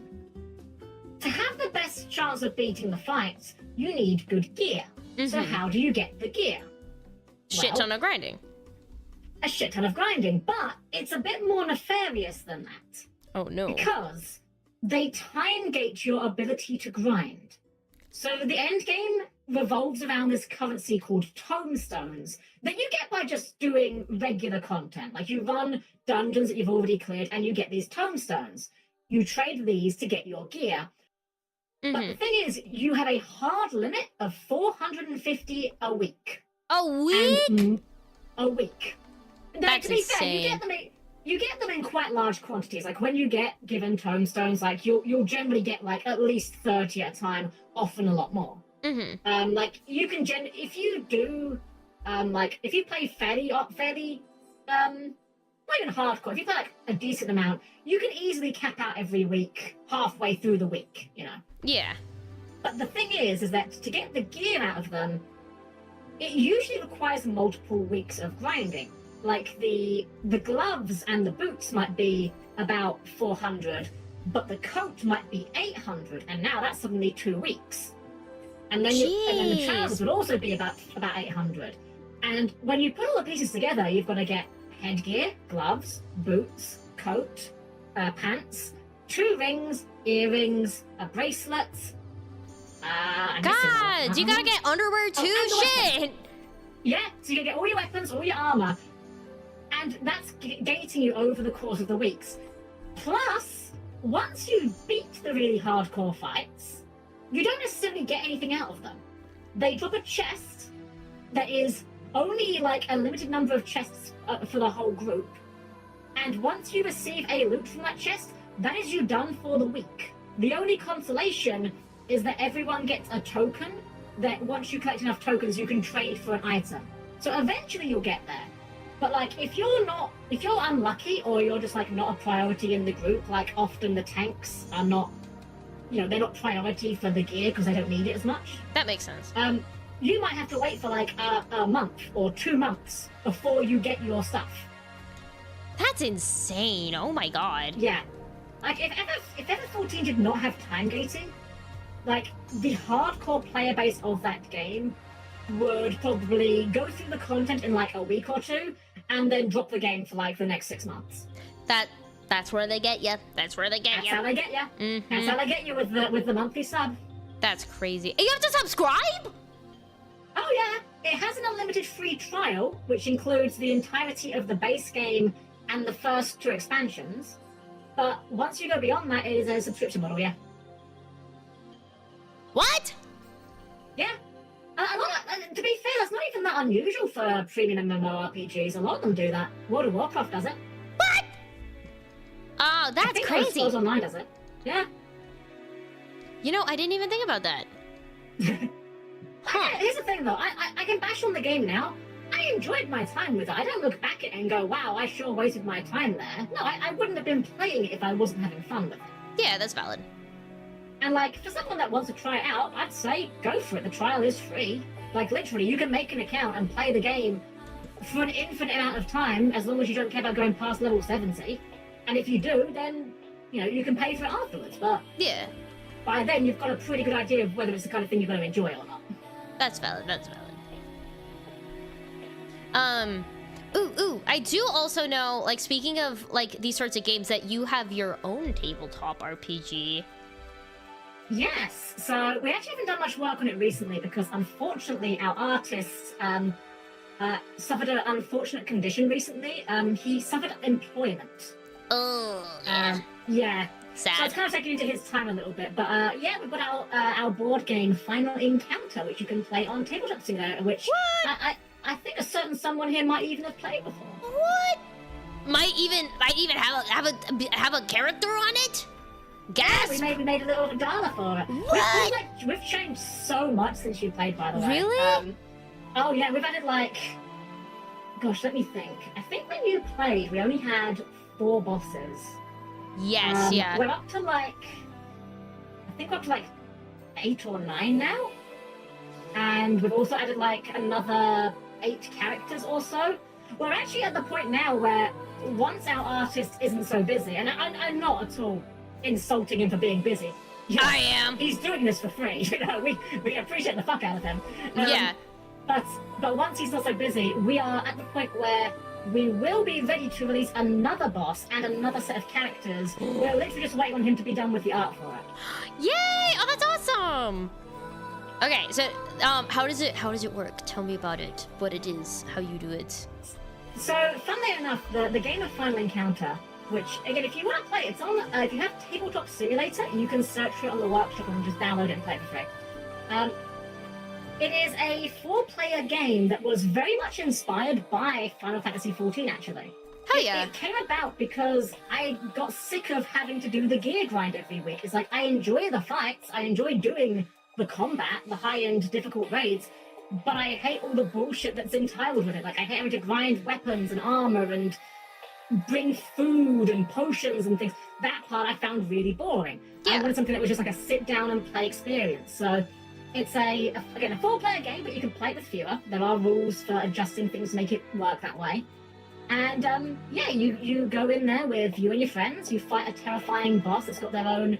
Every boss has their own unique mechanics. We tried as hard as we can to make every boss, every character, feel and play very differently. So like, if you play one of our defenders, or tanks, if we want to call them what they really are. Yeah. If you play one of the tanks and you don't like the tank, try a different tank. It might just be that one wasn't to your taste. Heck, even among us developers of it, there are some characters that we don't really play because they're not really our thing, but we know for a fact that we have players for whom they are their favorite character and they love them, you know? Yeah. That's really cool. So it's like a full thing that's like fully released, but you're just like adding things onto it. Well, I say fully released it. You can't buy it anywhere. We would love to do that in theory, but we have no idea what. That's like a whole ordeal. Like, No, for sure. We don't know the industry. We don't know anyone in the industry. We don't know what we're doing with that. But yeah, you could just go onto Tabletop Simulator, go to the workshop, and search for Final Encounter, and you'll be able to find it, download it, and all the rules you need, everything you need to play it is in the download. Just load it up, and off you go. How long have you been working on it? Is it like a multi-year thing? Fantastic.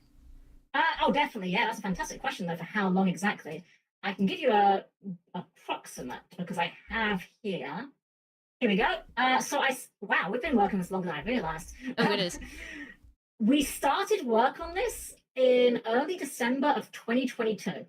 Oh, wow. And yeah, basically what we did was we would have we'd meet up every Friday and spend like 2 or 3 hours kind of playing what we've designed, spitballing ideas for new stuff, and just kind of rinse and repeat. So it's like a very slow and steady process. It's very much a hobby project, you know. Mm-hmm.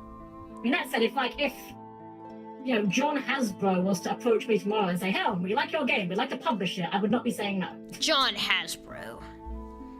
Yes, John Hasbro. Have you met John Hasbro? I don't know what it is, but all the corporations are just owned by Johns for some reason. I don't That's know. so crazy. Johns rule the world. What can I say? Yeah, shout outs to John Konami. I had a question and I forgot. Oh my god. I'm so fucking I'm so blanking. Do you have any plans for the future in terms of like still working on that? Are there like any like game series that you're wanting to start or anything like that? So, with regards to like our game, like with regards to Final Encounter, we are just kind of waiting on the artists at this point. Once we get the art in, we'll be kind of seeing what we do from there. For sure. We'll just kind of keep doing what we're doing, like keep making more characters and bosses. Just because we enjoy doing it. Like it's not a chore for us at all. Although I can say that it might be a little bit of a chore for our artists, because again, like it's work for him compared to what we do. But yeah. And as far as like games on for like streaming stuff, well, obviously at the moment we're doing Digimon's Time Stranger, which is really good.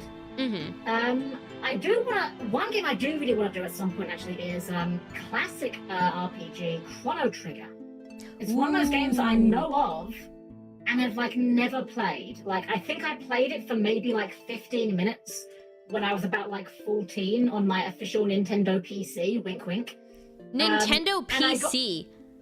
My official Nintendo PC, yes. Oh, okay. Wink, wink. I thought they came out with a new console that I just never knew about. Hey, continue. Yeah, I got bored of it very quickly, but I was like an idiot child at the time, so like I definitely don't trust my tastes from back then. Valid. So I definitely, that's one of those games that's like, I know I didn't have a great time with it when I first played it, but like it's been long enough, my tastes have changed enough. I owe that game a replay. Like a proper For real. I want to hear more about like other stuff that you've done like in your streaming career. Like what would you say is your most like some of your big achievements that you've done, like any subathons or like events or like anything like that? So I'm actually like really bad at coming up with events. You're so real for that. Like I didn't do anything like fancy for like my birthday 2 years in a row, or even my stream anniversary last year. I don't remember what I did on my stream anniversary. I think it was just a regular stream day because I couldn't think of anything. I did a couple things like a couple years ago though. Like I did a little not quite subathon. I called it a chibi-thon, where I was like drawing people and like, you know, chuck 5 subs and I'll draw you kind of thing. Yes, I remember that. That was a lot of fun. I did host a tournament once for like my first stream anniversary, which went alright. Oh, what was that about? It was a Yu-Gi-Oh tournament, basically. Yeah.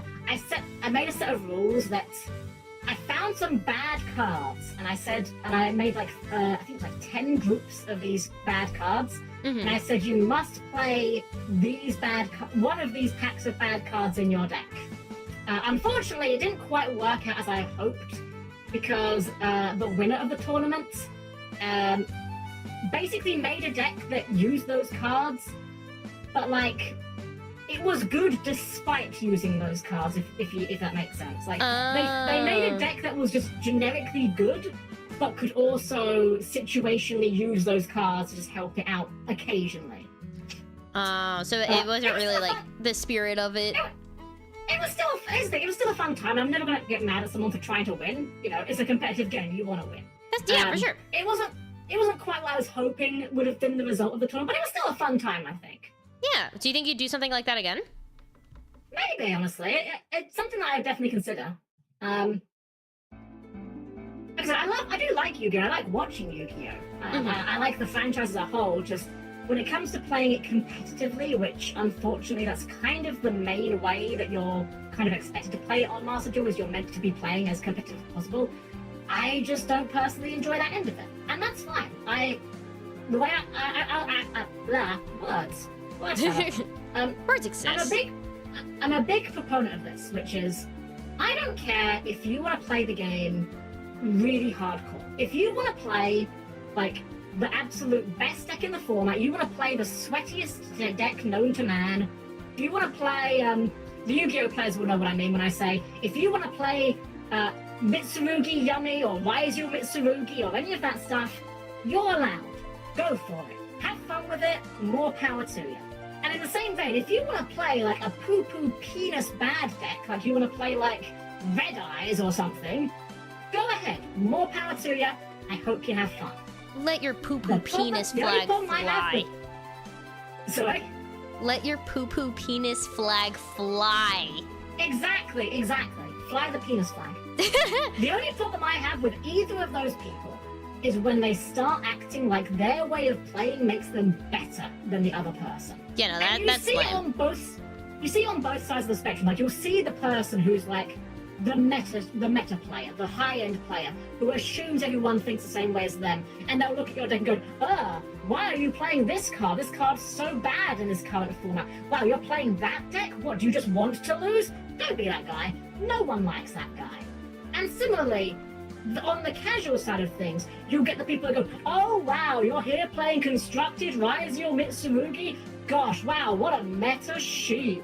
So boring, I hate meta. Don't be that guy. Shut the fuck up. No one likes that guy either. Both of these guys are shit. I'm sorry. Okay, we do have a few chat questions, which by the way, if you guys want to ask questions through the point redeem so that I can see them and it's easy to see.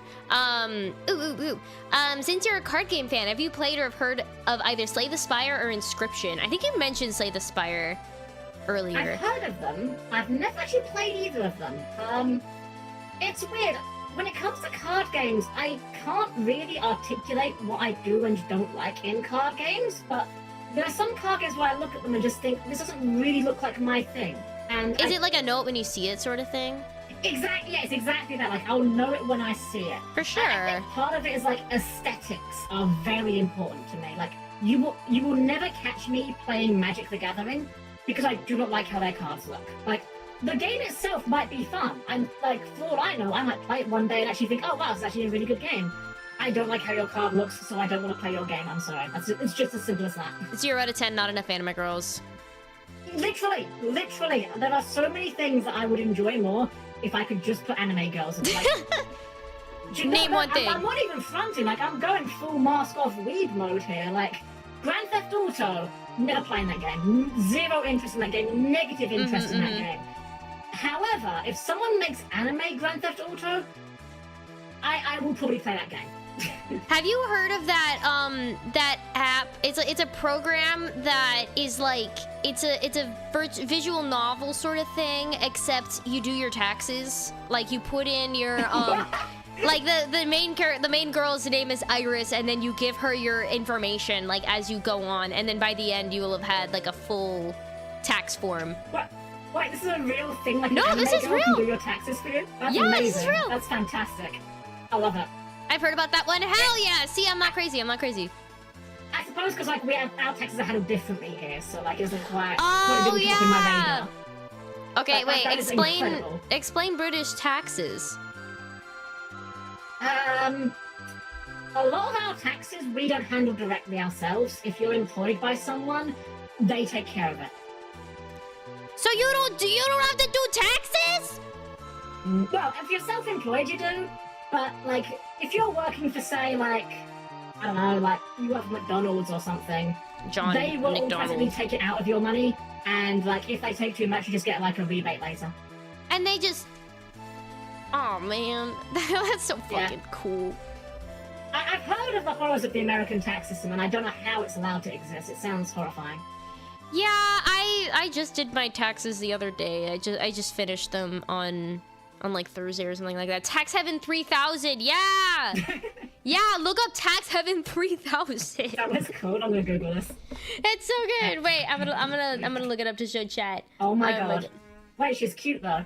Yeah, it looks like you like the kind of waifu I'd want to give my tax information to. Look, Tax Heaven 3000. So is this like actually a game, or is it an actual program that helps you do your taxes? I think it's a game. Oh, okay.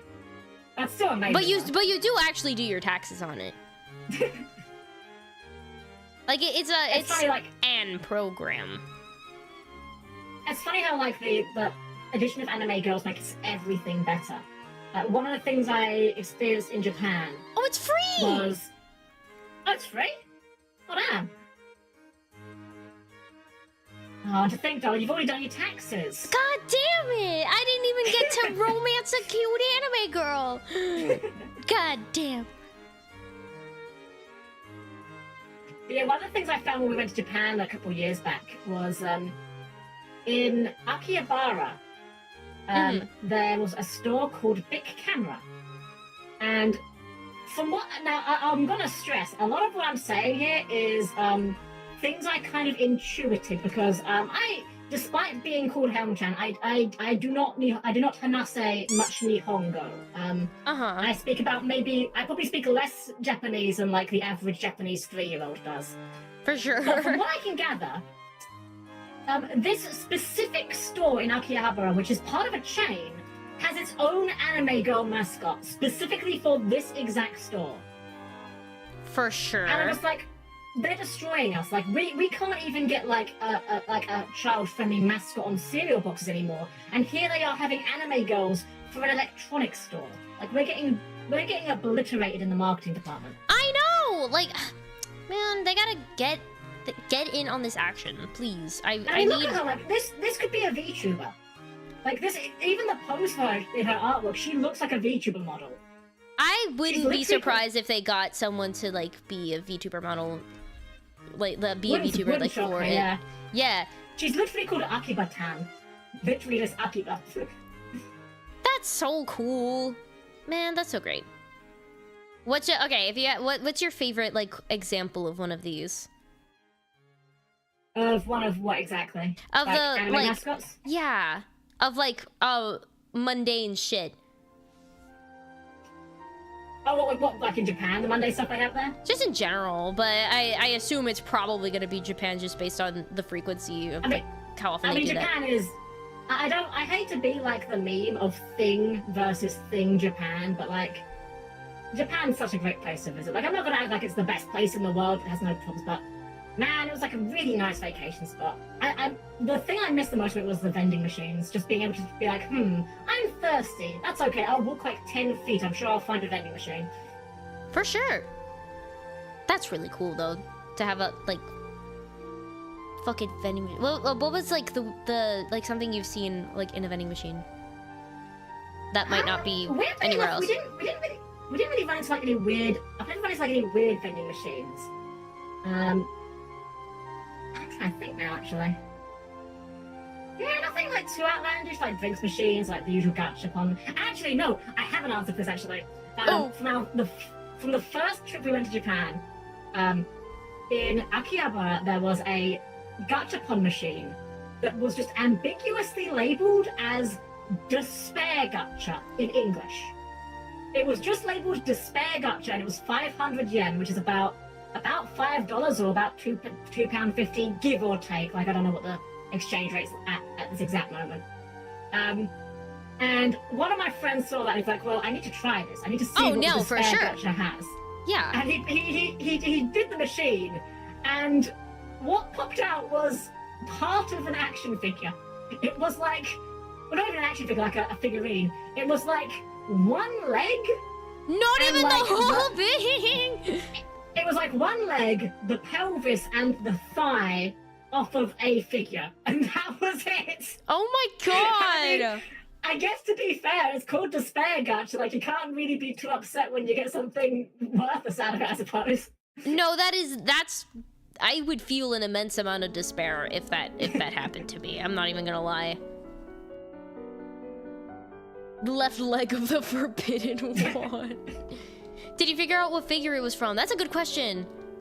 No idea. It was like, all I remember was that it was completely black. There was like no, I think it looked like a clothed leg, but like there was nothing on there to go on. It could have been literally anyone. That's so insane.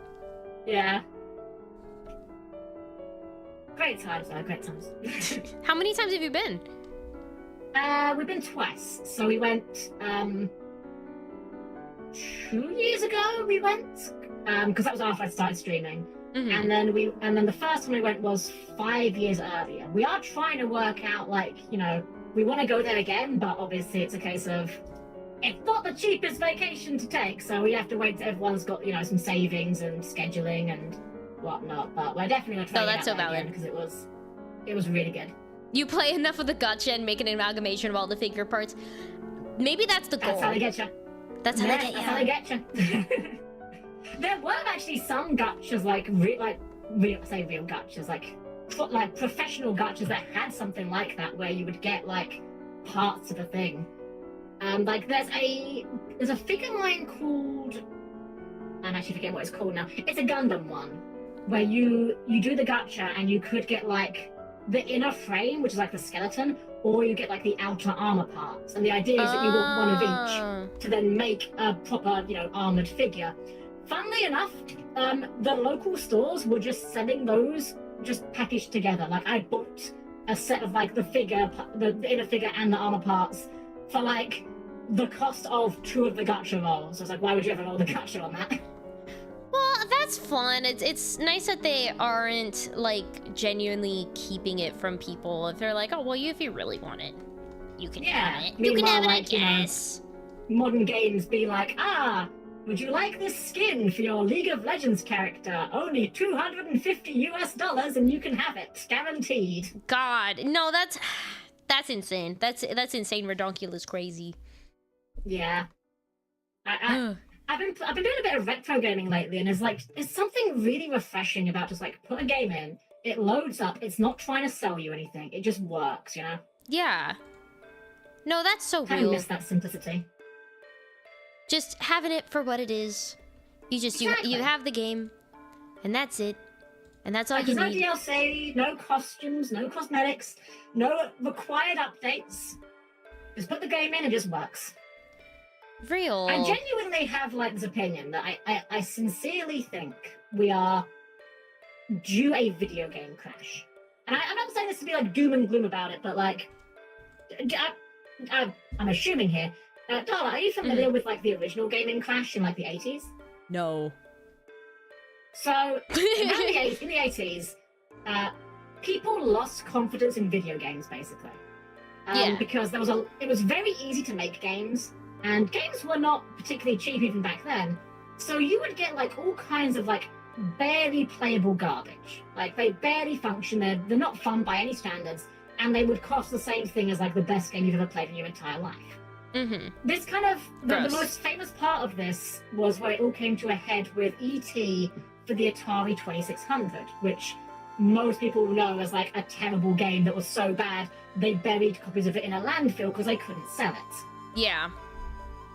And makes sense. For a while, like, video games just weren't a thing that were really sold until like Nintendo came along, and they kind of tricked the general public into liking video games again, because they sold the original Nintendo not as a video game, but they sold it more as a toy. Like, oh yeah, here's this toy robot with this toy gun that you can play games with that just happen to be on your TV. And it kind of worked. Oh, yeah. And I think we're kind of due another video game crash, because I think like modern video games have gotten to the point of just unsustainability. They take too long to make, they cost too much to make, they need to make too much money to be profitable. Like, I think we're going to get to the point where you just can't make a AAA game that will turn a profit. That, and it feels like people are just getting tired. People are just getting tired of like DLCs and micropayments and shit like that. Yeah, it's ridiculous. I mean, I hate to be going back to my my part-time job as professional Pokemon hater, but like Pokemon Legends ZA, $60 game, $20 DLC, and if you wanted everything in that game, you also needed to have the Nintendo Online connection, because there were certain things in that game you could only unlock by playing online, and the online was terrible, by the way. Like, by the time you put it together, that's like a $100 game. I mean, sure, you get more use out of the Nintendo Online subscription if you play other games, but that's still a £100 or dollar investment for one video game. That's a lot of money. You can buy a lot of things for $100. I could buy like 5 Smiskies. Exactly. That's crazy. I don't know if you're into Smiskies. I really like Smiskies. No, you're allowed. I'll be honest, I'm not really familiar with them, but yeah. They're great, and they're amazing, and they're really cute, and they're just little guys. They're just little guys that want they just want to exist. Or sometimes they don't. They're just chilling. They're just doing their own thing. You've never heard of Smiskies? No, I haven't. Must not be on the part of the internet I inhabit. What? Smiskies. Oh my god, $20 DLC, and the DLC had no review. It was just a black box. Somewhere. They're so cute. I've seen these before in one of my Discords, but I'm not like I wouldn't say I'm familiar. There he with them. is. I've seen them.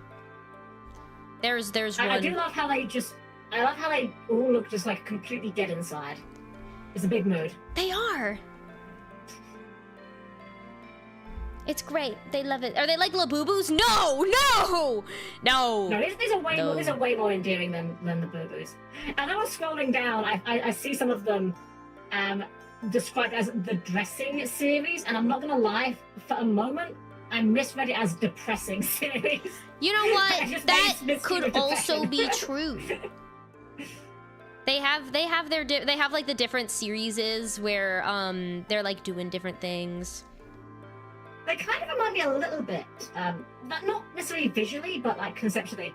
They remind me a little bit of something that we had when I was a very, very small kid, called they were called Crazy Bones or Go-Go's. And they were basically like, they were like little tiny plastic figurines, like proper small these things were, maybe like half an inch tall, if even. And they were all like weird, ugly faces, and you were kind of meant to play games with them, a bit like jacks. You were meant to use them like jacks. Oh, okay. But no one I ever knew actually played with them. Like, we all just like collected them for the sake of collecting them. Like Pokemon. And I remember one of the kids in our class.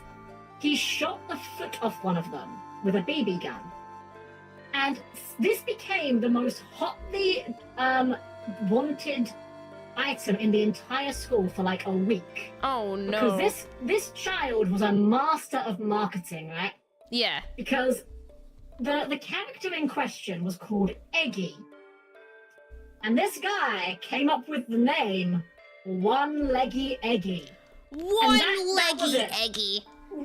we all needed it. We all wanted it. I don't think anyone ever actually successfully traded him for it. Like, I think he got like a lot of crazy offers, but I don't think he ever actually gave it away in the end. What would you have traded for it?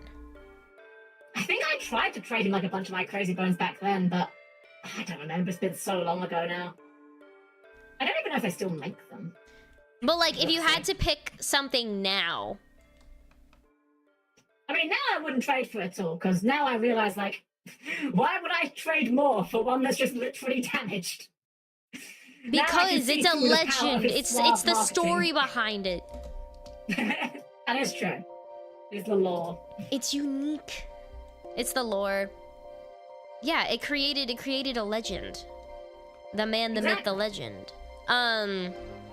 Ooh, why did you decide to be robotics / futuristic? So I like robots. That's like the short version of it. But my actual design was very much inspired by my Final Fantasy XIV character. There is this one very specific item in that game called the Augmented Ironworks Helm of Fending. This item, when the game was like level 50 was the cap, it was very good. These days, it's completely unremarkable. You don't use it. Mm-hmm. But it was one of those items that I saw that I immediately fell in love with it. And basically for like forever, my character in game has been wearing that helmet and a maid dress. And that's always what I've been wearing. And so when I made my Vtuber model, I'm like, you know what? I want to take that idea. I want to improve upon it. And that was basically it. I mean, I'll even send you it. This is my character. You'll even see like the maid dress I wear. There's some very heavy inspiration. I'm not great at clothing design. This was my character. And I like the helmet, but I wanted something that was a bit less abstract. I still think it's a very cool helmet design. Yeah. But, is that what made you pick the blue? Because that looks like the same blue. Yeah, that's why it's that blue.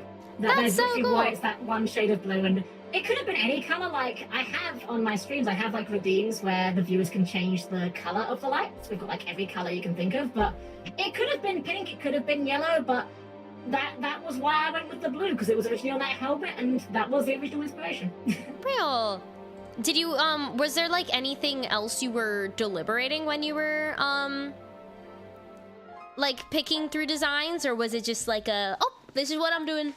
Or wasn't like anything you were like picking between? Immediately, really. Like, someone asked me once, like, if I wasn't doing robot, what I would do, and like, the only other thing I might have done would be something maybe a bit like, I do like angelic aesthetic, you know, like big white feathery wings. You know, I think those are just very, very, very pretty. For sure. If I ever get round to getting like a 2.0 and maybe some other outfits, I might get something a bit like that. But otherwise, no, it was pretty much like, no, I want to be a robot girl on the internet. That's just what I want to be. Hell yeah. That's really cool that you like that was just like an immediate thing. No identity crisis here. Yeah, I think it's really important because, like, you know, like VTubing, let's be honest, if you're getting like a live 2D model or even a 3D model, it's not a cheap hobby. You know, you put money into this, or you need to be talented enough to put talent into it. Well, I can't put talent into it. I don't have that. But, you know, point being, I would hate for someone to come up with a concept for a VTuber that they're really strong about, but then they fall off of it, you know? Like, oh, I'm really big into this specific character at the time, so I'm going to make my VTuber model like them. And then, like, 6 months later, I'm completely done with this character. I no longer care for this, and now I'm stuck with this model I don't care about, you know? Yeah, that would be tragic, honestly.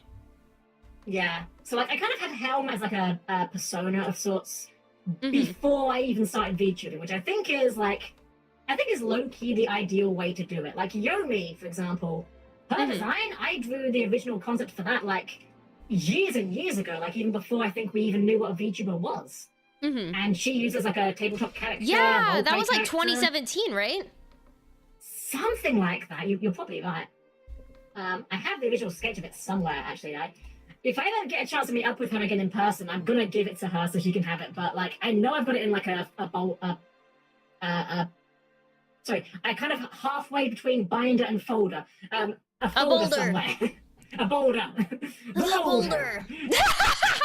Oh my god. That's the number I thought I heard. 6. Yeah, so 7. I think like having like a strong idea for like what you want to be, that you can be like long-term attached to. Because I kind of had like an early Helm design, like before I started doing VTubing, that was a bit more abstract. We didn't really have like the more like, we didn't have the eyelashes, we didn't have like the hair sculpt as it is. It looked a lot more like a helmet, but I was like, I didn't mind the design, but it wasn't really something I wanted to be. I thought I'd be comfortable with like looking at every day, as it were, you know? It's like a tattoo. You have to like look at it every day to see if it's something that you would actually want to see yourself like being perceived as. Yes, 100%. Have you seen that thing where you like you put like a picture of it like on your bedroom wall and then you just look at it every day? I've not, but that sounds like a great practice for it. For sure, yeah. Thankfully, I'm at no risk of that because I'm too much of a little baby to ever even consider getting a tattoo. Womp. If you would, what would it be? If I was not enough of a baby that I would get a tattoo, I probably would have gotten one by now. And it probably would have been something Final Fantasy XIV related, but it would have been like an icon or something. So like the different character classes in that game each have like a unique icon that represents them, and they're quite abstract. So like it's a sort of thing where even if you fall out of love with the game, or even if you have someone ask what it is, you can just say, oh, it's like an axe head, or it's like it's a meteor or something. You know, it's not something that people are gonna immediately go, oh, that's a Pokemon, or oh, that's a Simpson, or whatever. You know. Did you say that's a Simpson? Is that not the? What would you call it? Like a character from The Simpsons? Oh yeah, but I mean, you could say it's a Simpson. I think that's probably grammatically okay, maybe. That is N.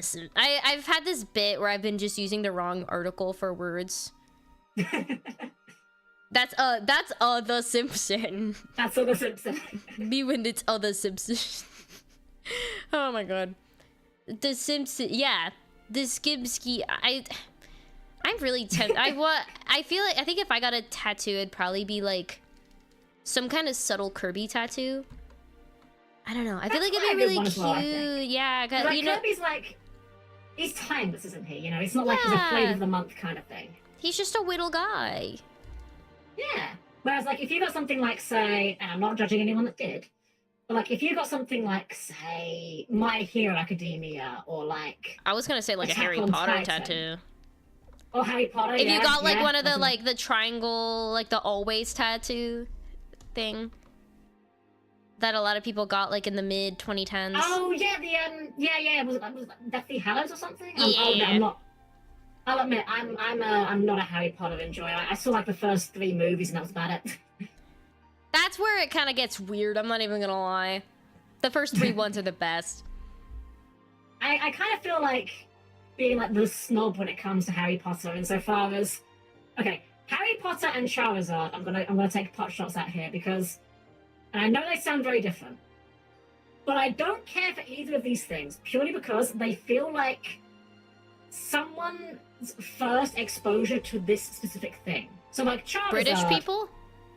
Well, there is British people for sure, but like, for example, with Charizard, in my personal mind, I feel like the people that like Charizard are people who never saw a dragon before.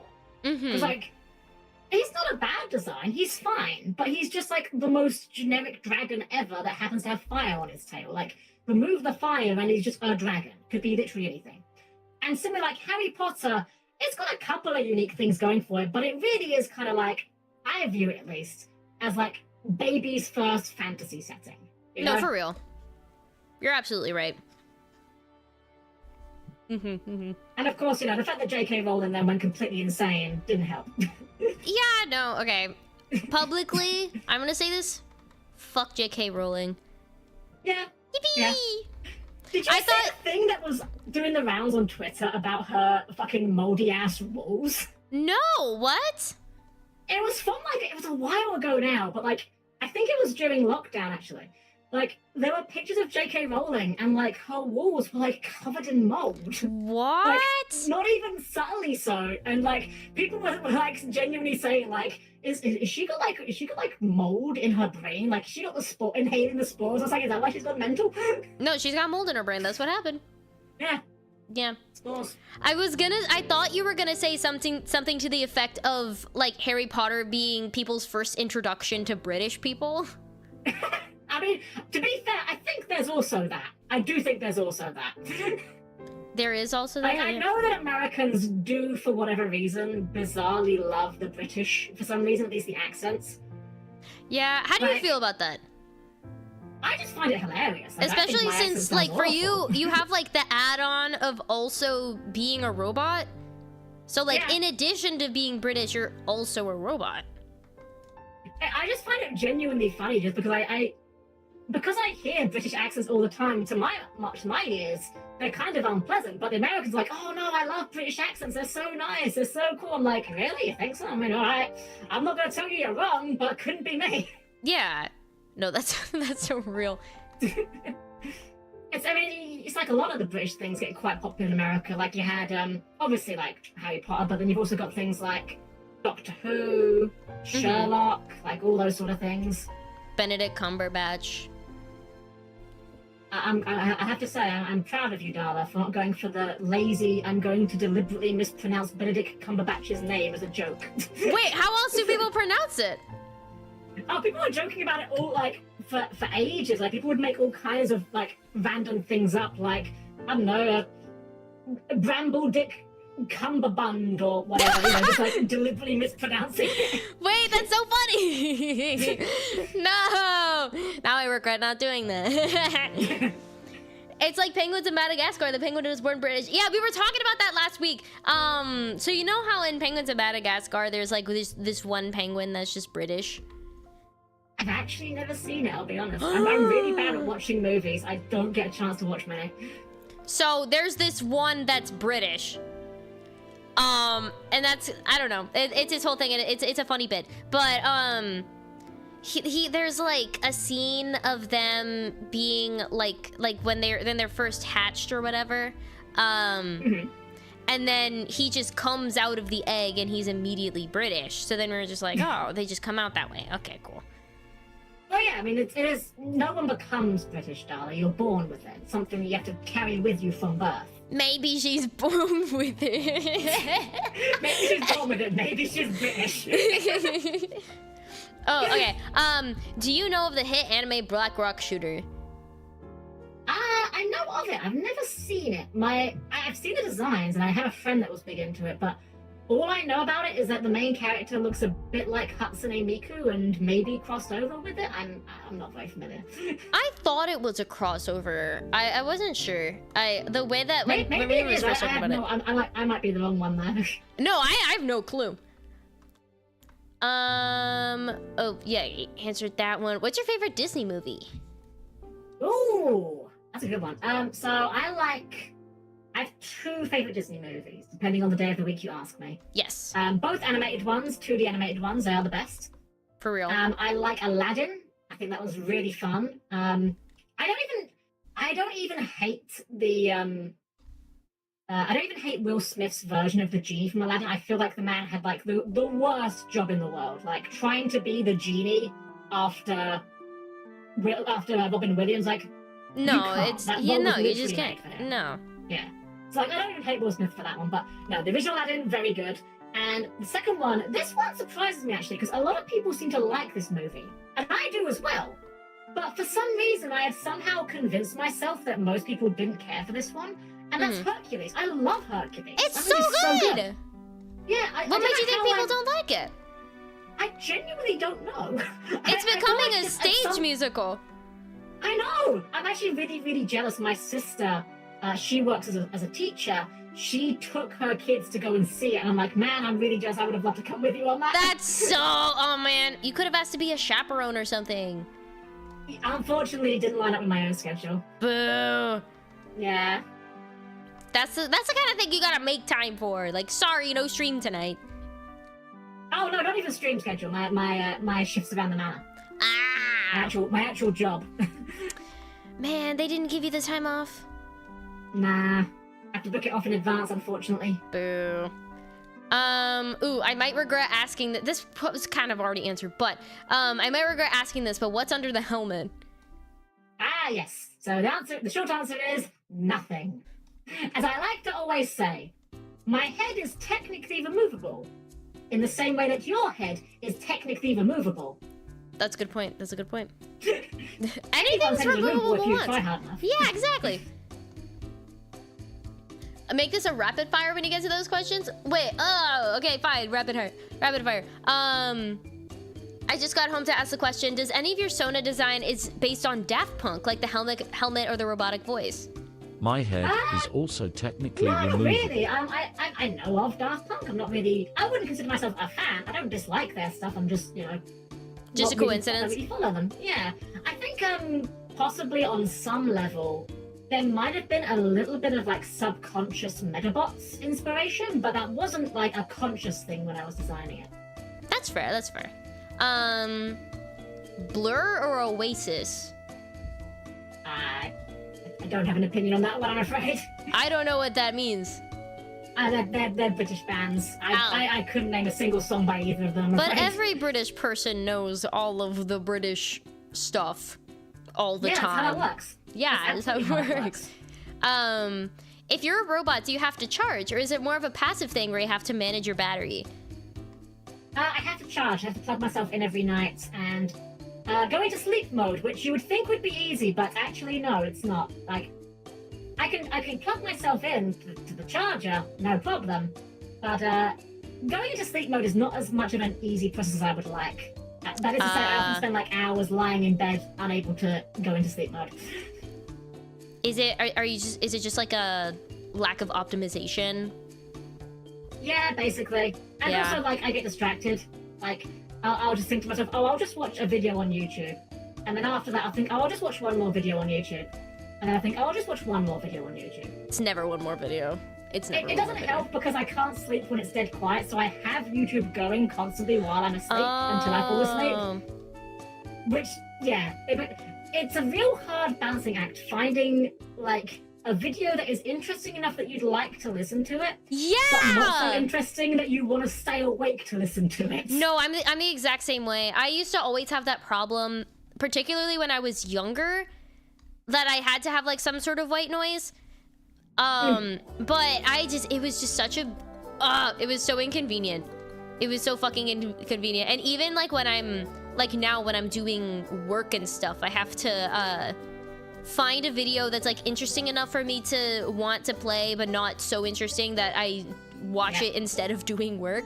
Because I have like, so I have my like 2 monitor setup where one will be like a video or something, and then one will be like my work that I'm doing. Hi, Mafia Mom. Hi. I get you. How to get you? Crisps or chips? I mean, it depends on what you're having them with, surely. Like, I mean, crisps are great if you're having them as a snack with a sandwich, but if you're having, like, dinner, then you make chips. Although I do have a story about this from when we went to America years ago. I failed to ask if you've even been to the States.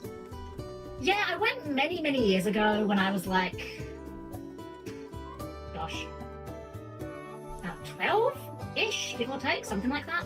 Would you come again? Essentially, rate your experience. I had a really good time there, but I mean, I was kind of I was the ideal age for it. Essentially, we kind of had, we came into a bit of money unexpectedly, and so Lord and Lady Helm, my parent units, they said, you know, we're probably never going to get the chance again. We're going to go and do America. So we went and did 2 weeks in America, and we did all of the tourist bits. You know, we did like Disney World, we did Universal Studios, all of the like tourist slop you can think of. Yeah. And it was a good time, but like I was like the perfect age for that being my ideal holiday, you know. I would still like to go visit America again, but this time it'd be more a case if I want to go see Yomi and like my friends over there rather than like, do touristy business necessarily. How do you feel about wait, go. one more question before you do that story. How do you feel about fish and chips? They're okay. I don't dislike them. My local one I don't love because their chips can tend to come out a little bit on the soggier side. Ew. Which, well, the thing is, like, that's kind of how some people like them. No! But, yeah, it's weird, but it is a classic thing. I don't mind it. Honestly, though, if I'm ordering in food, I'd probably order in, like, Wendy's or something. Actually, there's a really good burger place near me. I usually order in from them. Wendy's, no. No, I love Wendy's. It's funny, for years, like, Wendy's is actually quite new over here. We only got them over here probably about 5 years ago, something like that. Really? Yeah, like for years it was just Burger King, KFC, McDonald's, and that was just the big three. And if you didn't like either of those, well, you were probably screwed. But there's a Wendy's in town where whenever I go into town and I want to get lunch, I usually get Wendy's because I like it. But they opened a Taco Bell in town like a few years later. And the thing is, every time I go into town, I think, you know what, I should try Taco... Oh, not just Taco Bell. Taco Bell and also Popeyes opened in town. Ooh. And I'm like...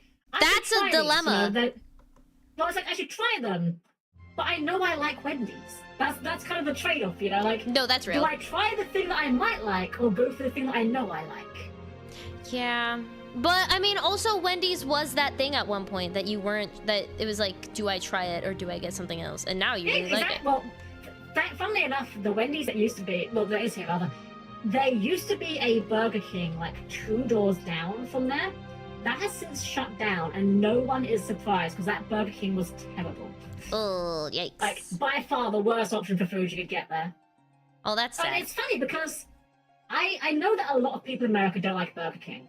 It's kind of mid. Over here, my experience is, when Burger King is good, it's one of the best options. When it's bad, it's one of the worst options. In fact, when Yomi visited us years ago, we went to a theme park, and when it came to dinner time, we were looking for somewhere to eat. We were looking at the map, and we're like, okay, well, there's a Burger King right here. There's a McDonald's in the park, but it's like the complete opposite side of the park. And Yomi kind of groaned and rolled her eyes and said, what's the matter? She's like, I don't really like Burger King, but I don't, you know, we're all hungry. I'm not going to kick up a fuss about it. We'll go and get Burger King, even though she wasn't very happy about it. Yeah. So we go into Burger King. We order separately, sit down. As we sit down, Yomi sits opposite me, puts her tray down, hasn't opened anything, hasn't touched anything, and immediately says, they got my order wrong. Oh, and no. I look and I go, Yomi, what do you mean they got your order wrong? You haven't even looked at it yet. How do you know they've got it wrong? She says, I asked for a large. I said to her, Yomi. Oh, no. That is the large. It's the fucking American proportions. It was the most American moment she had the entire trip. The funny thing was, after she actually had some, after she opened it up, she took a bite of it. She goes, wow, I'm surprised. I'm going, why? What's the matter? Did I get it wrong? She says, no, this is actually food. Yeah, that sounds about right. Yeah. For sure. America, USA. Yeah, no, that's so right. Ooh, Man U or Liverpool?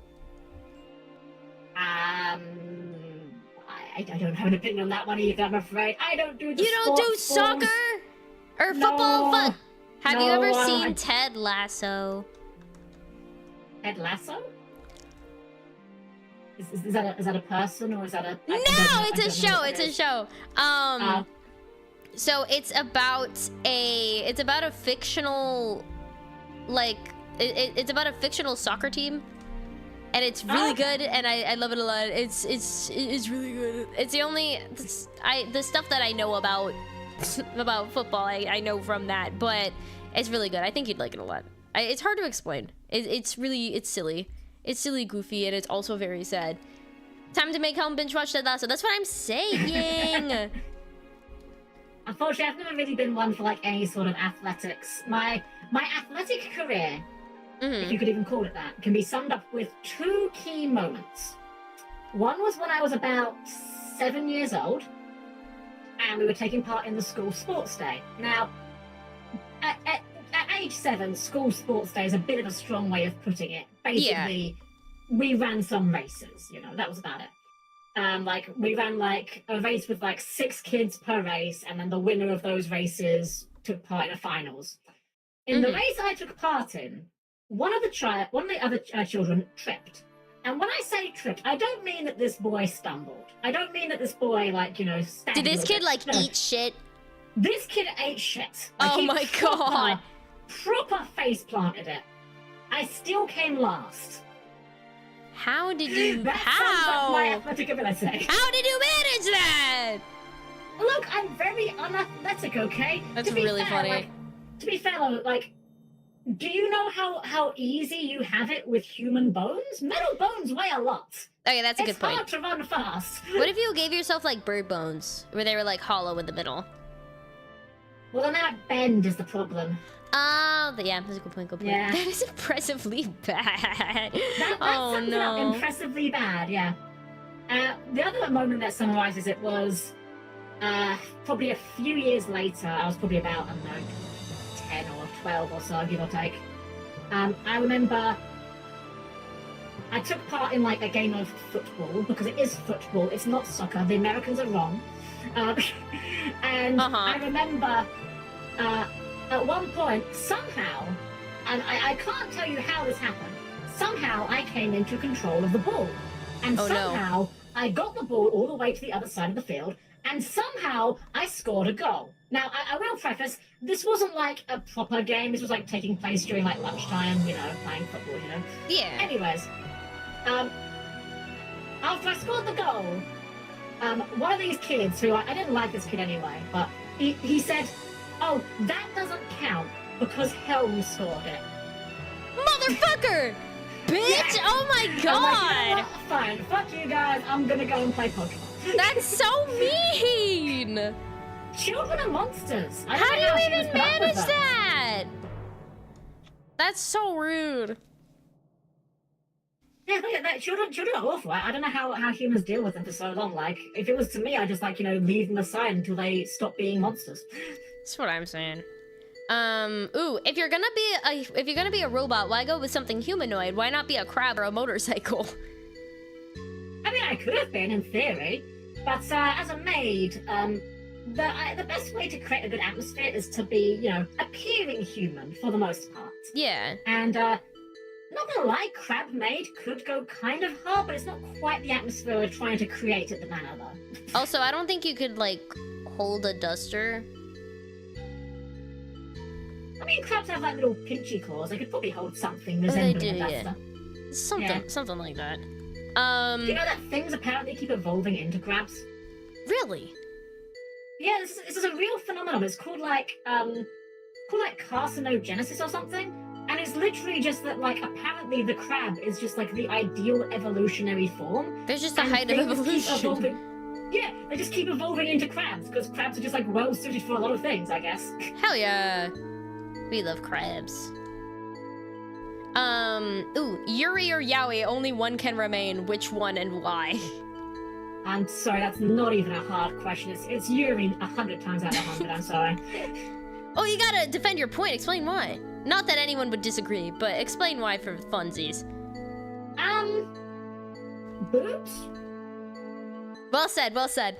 Yeah, I think that's what needs to be said, right? Like, I don't think it requires further elaboration beyond that. Yeah, that sums it up. That sums it up. Titty! Speaking of, have you read, watched, or played Yuri Media? And if so, what is your favorite? Not an awful lot, actually. Really?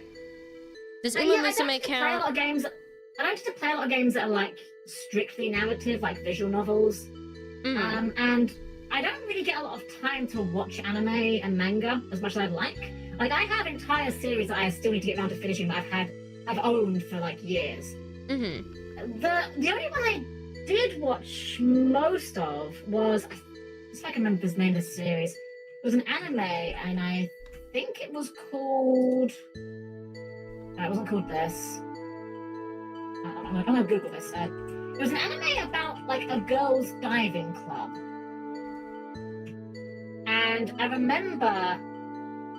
I was thinking Free, but that's not right. No, not Free. Apparently it was called Amanchu. I remember watching most of it on Crunchyroll and never got to finishing it. Oh no! I think it was a Yuri. Again, it's been so long since I watched it, and it never really got to the point of, like, anything happening with the characters. Oh, this is a new one to me. one that Rhea hasn't seen? That's crazy. Quite an old series, I think. One thing that I love though is that one of the main characters frequently just makes like these goofy expressions, and I just think this is adorable. Aww. You know what? Helm, Has someone made that joke yet? Helm, I don't think so actually. Guys, I am a revolutionary. That's crazy. Did you watch the F1 race? I already answered that one. I did. It was great. It was insane that 6 cars did not finish. That's bonkers, actually. What did they just like crash? So there's some new regulations about like how the cars can be made, because they build the cars every season.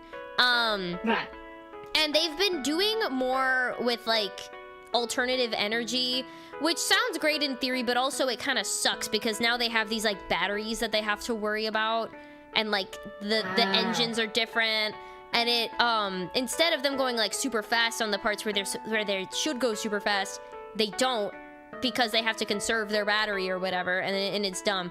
But that meant that a lot of cars like just crapped out in the middle of the race, so that they just didn't finish. There were a couple of crashes though, but most of the time it's because something locks up or something's bad. Max Verstappen called it Formula E with steroids. Yeah, that sounds about right. Like Verstappen, arguably one of the best drivers to ever exist ever.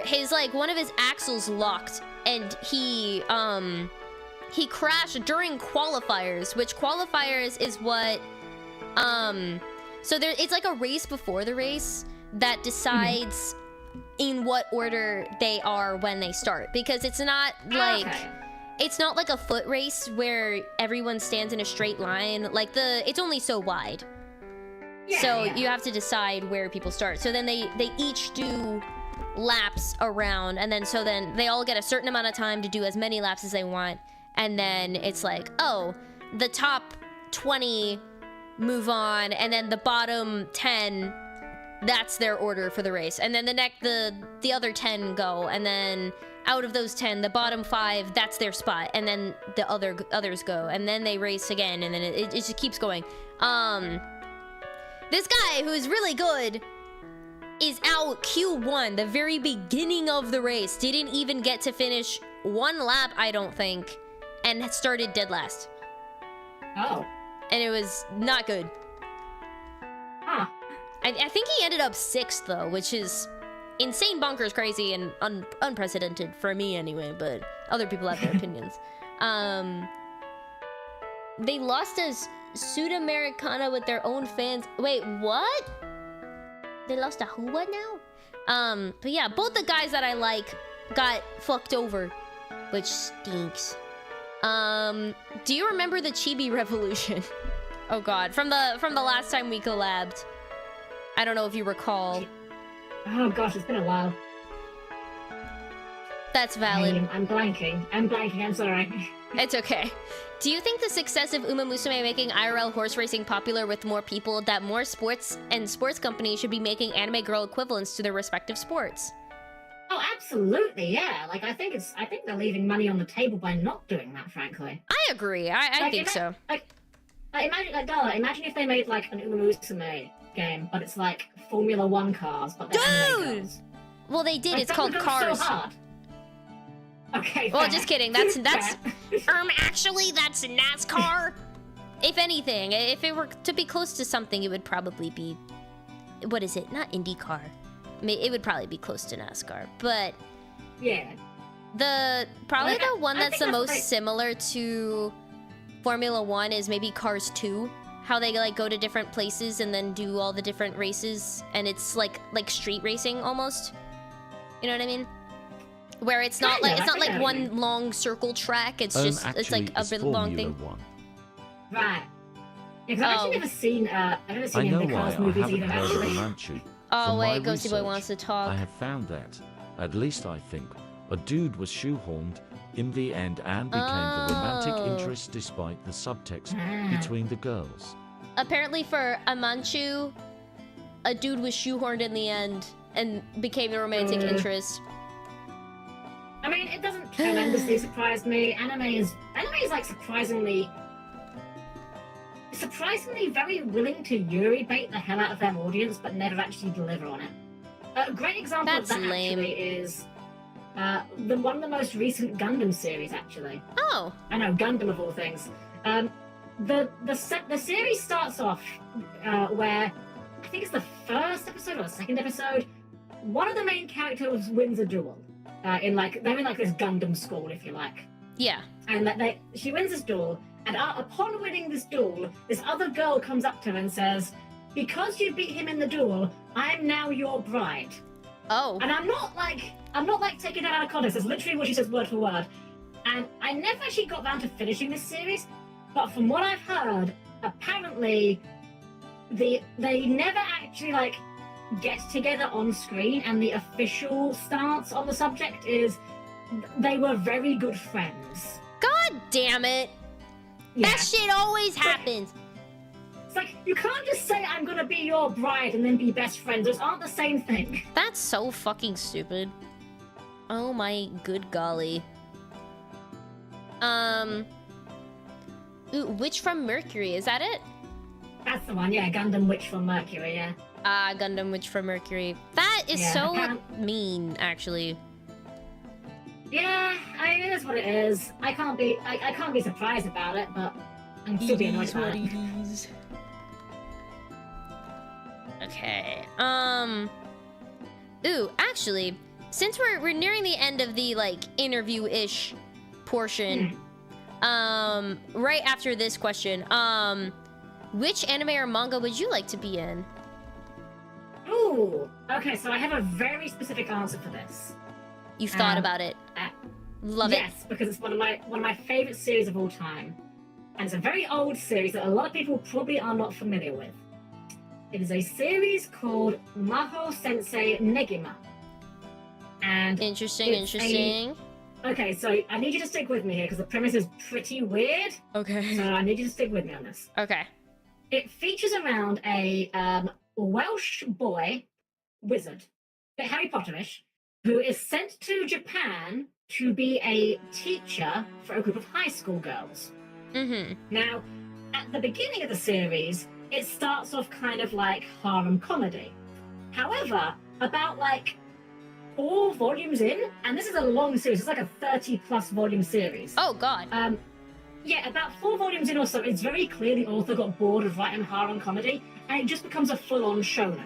And I love the setting so much because it's my favorite blend of having like modern and fantasy elements working together in a way that feels plausible and interesting, and they don't get in the way of each other. Mm-hmm. There actually is a robot girl in this series, and she's one of my favorite robot girls of all time, in fact. Oh my god, I do!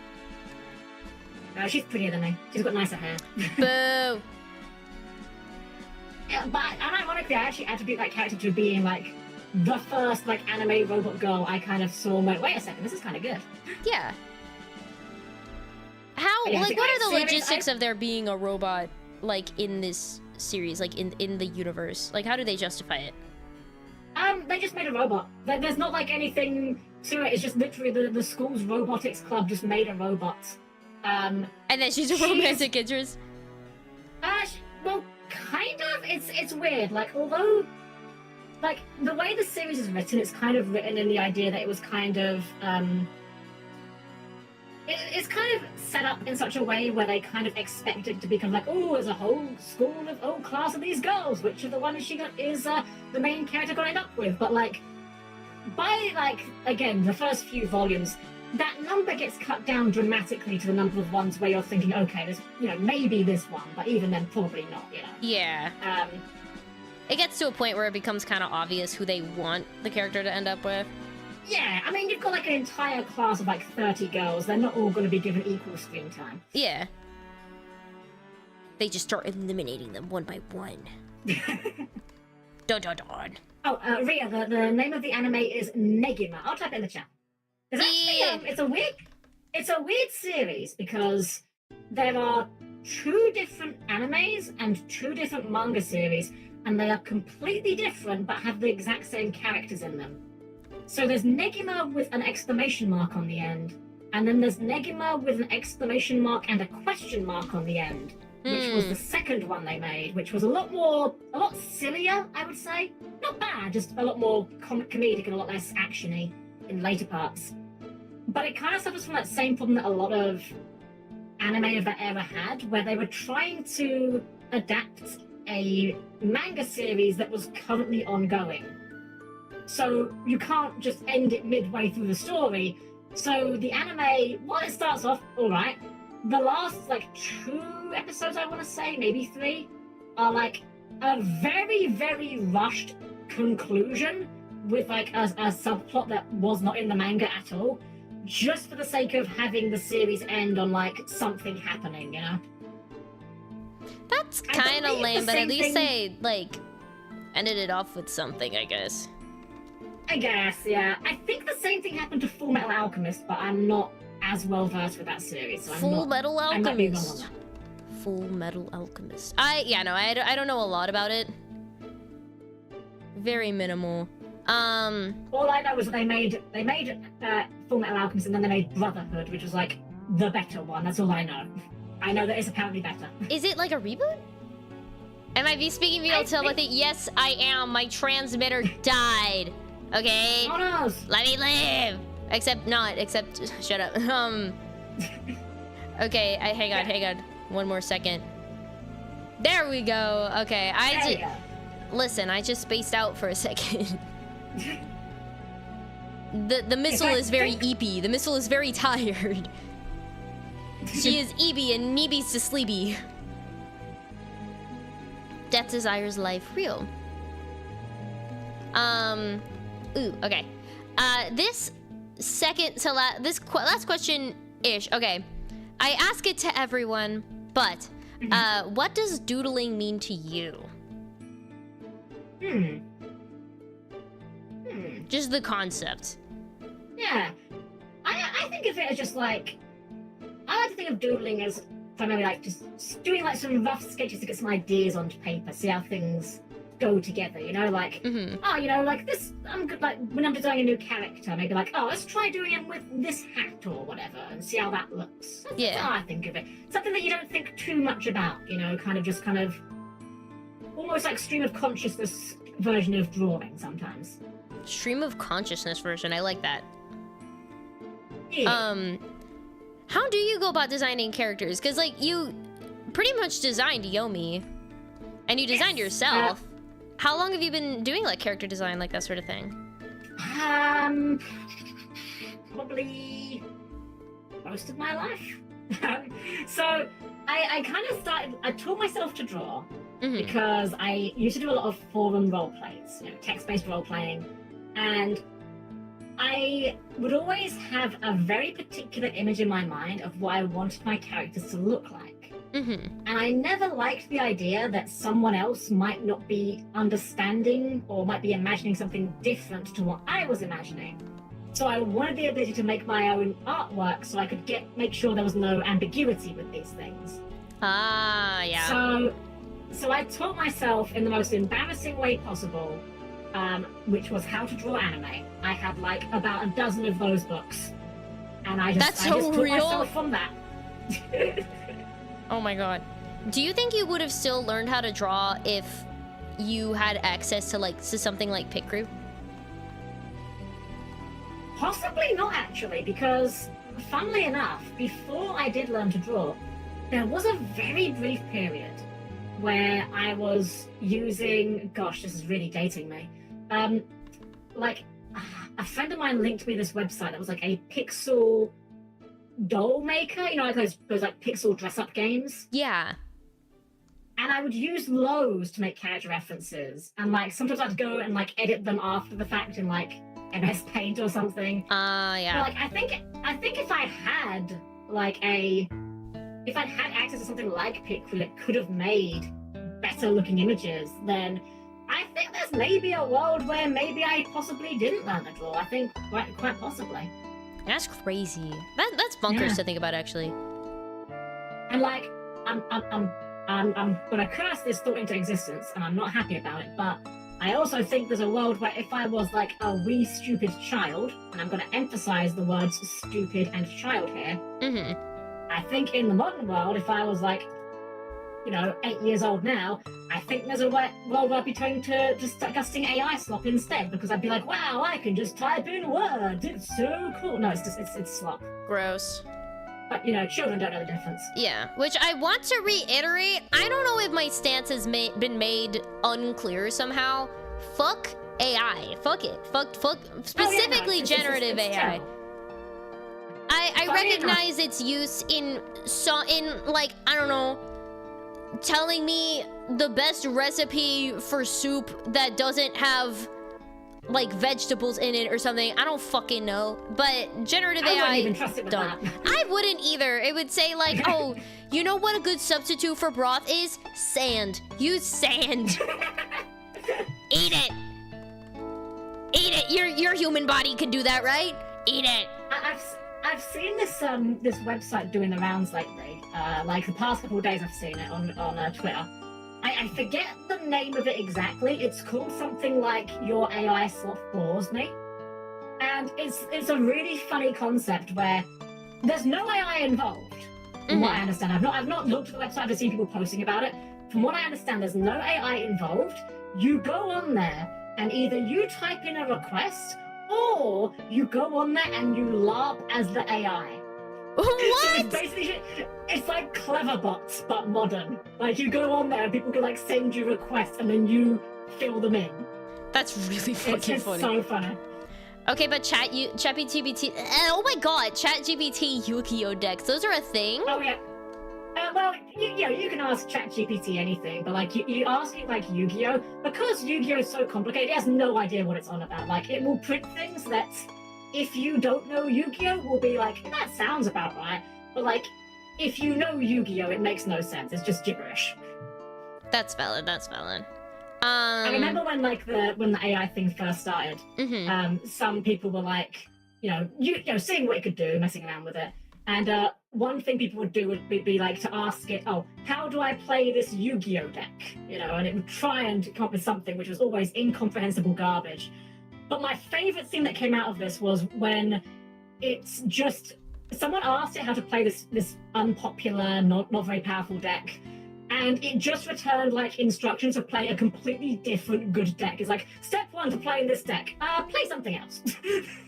It's just that bad. For step 1, don't. Like, I mean, they could have just said AI that. is good is when it's being unintentionally funny. Yeah, exactly. You're laughing at it, not with it.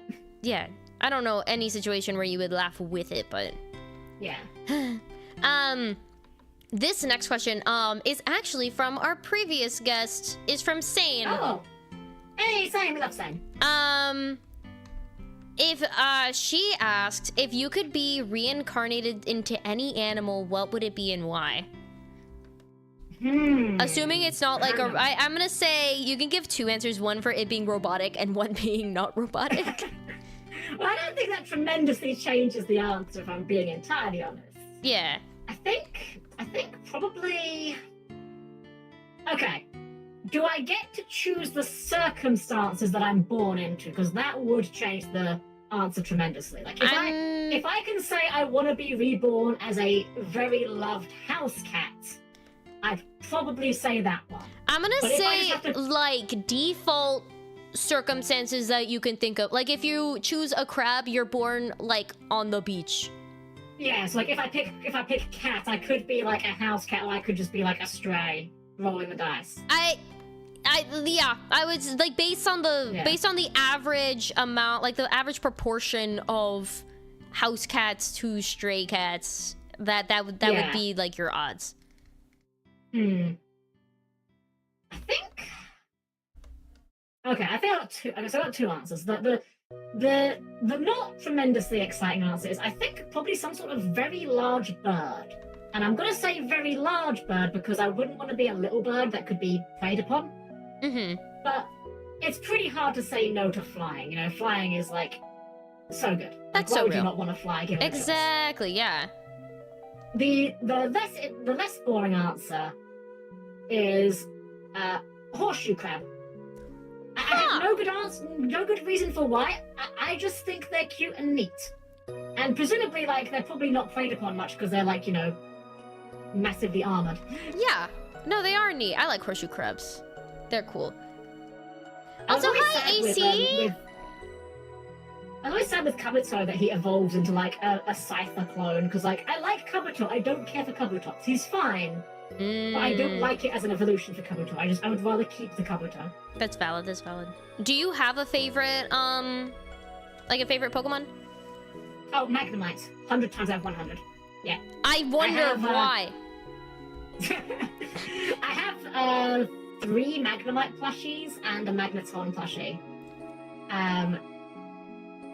Yeah, he's just my favorite. The one thing that I will never ever forgive the Pokemon Company for with regards to Magnemite, they did him tremendously dirty. Mm-hmm.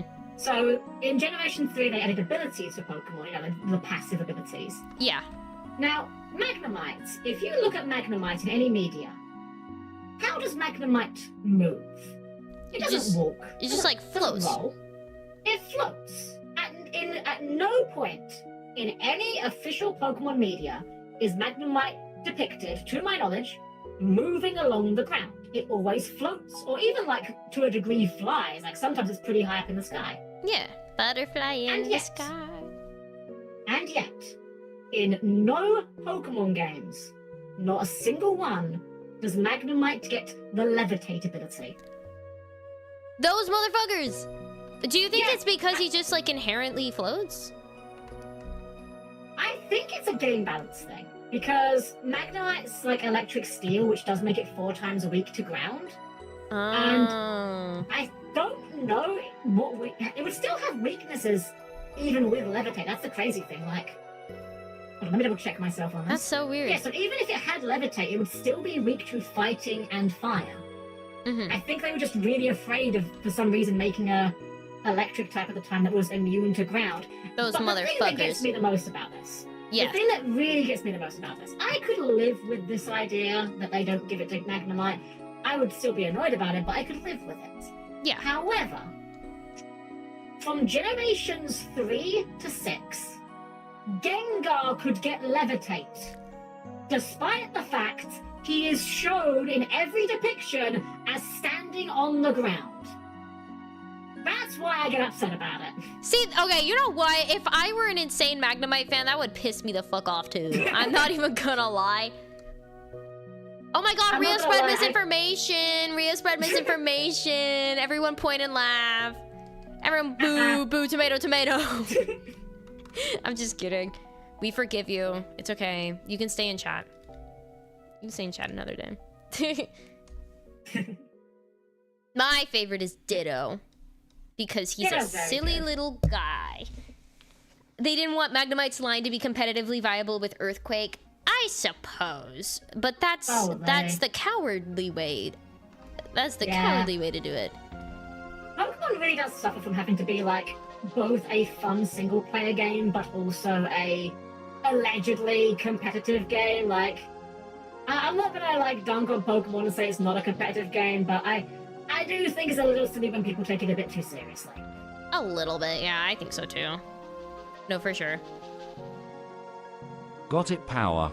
Ban at 𝒆𝒂𝒂𝒅𝒚. Up, Ghosty Boy, just ban them. No, spare me, please. Why did you at yourself? Oh my gosh. Well, luckily, I am on the, we're making pretty good time. I'm on the shading stage, which is typically pretty really nice. light. Thank you. At first I had it to where guests weren't allowed to look, but I like it when you guys tell me I'm doing a good job, so I stopped saying that. I didn't realize. No. I'm saying that that's not a rule. Yeah. Right. I did it for like 2 episodes, and then they're like, you're doing such a good job, and I was like, oh my god, thanks. I'm in a broken marriage with myself. What did you do? Committed adultery with also yourself. That's crazy work. Cheated on your left hand with your right hand. Ha! I feel like there's someone out there who would unironically be like, how could you? We just fight all the time over nothing. That's what I'm saying. You gaslight yourself all the time. How rude. Oh, I gaslight myself all the time. Like, I say things like that I'm very funny, and that's definitely not true. Bullshit! Come now. You're hilarious. I'm very good at tricking people into thinking I'm hilarious. Okay, but like, you have to have... It's like when kids are like cheating on tests, and then you end up putting more effort into like cheating than if you had just studied in the first place. Yeah. It's like that. You get so good at you get so good at pretending you're funny that you just are funny. Make it till you make it. Yeah, exactly. That's how it is for... I don't want to speak for all VTuber, but that's how it is for a lot of us, including me. There's like 100% degree of that always. For sure. It's not a very neurotypical thing to speak in full sentences and converse with yourself in your head. It's not. Eh. I said normally. I said... I don't know what you're talking about. I don't know what I you always mean. think of there was a scene in the Digimon dub about that, made me laugh. A character got separated and he's like talking to himself and he's like, I can't believe this. How am I going to get back to the others? Oh great, now I'm talking to myself. Oh great, now I'm listening and talking back. That sounds about right. Yeah, the apparently. Digimon is actually really good. It's like that era of dubs, like that kind of like late 90s, early 2000s era of dubs, is something that I really wish we could kind of recapture, where they were allowed to be a little bit silly about it, but like not completely take the piss out of the show, you know? Do you think Ghost Stories was the downfall of funny dubs? I think Ghost Stories was kind of the last gasps of it. I think it was already on the way out. I think that was just kind of them like, let's have some fun with it. I think it You was can look at some other examples before it. Yeah, I think it was possibly the start of people getting inspired to do abridges. Because that wasn't really a thing. That's what I would argue anyway. You're gonna be curious now. When was the Ghost Stories dub? It was So like... Yu-Gi-Oh! Abridged has been around since like for ages and ages and ages. I want to say early 2000s? Let's have a look. Let me have a look. So Ghost Stories, Japanese animated series. So Ghost Stories.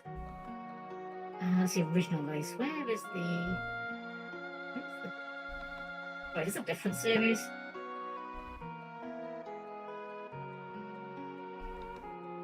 Let's have that.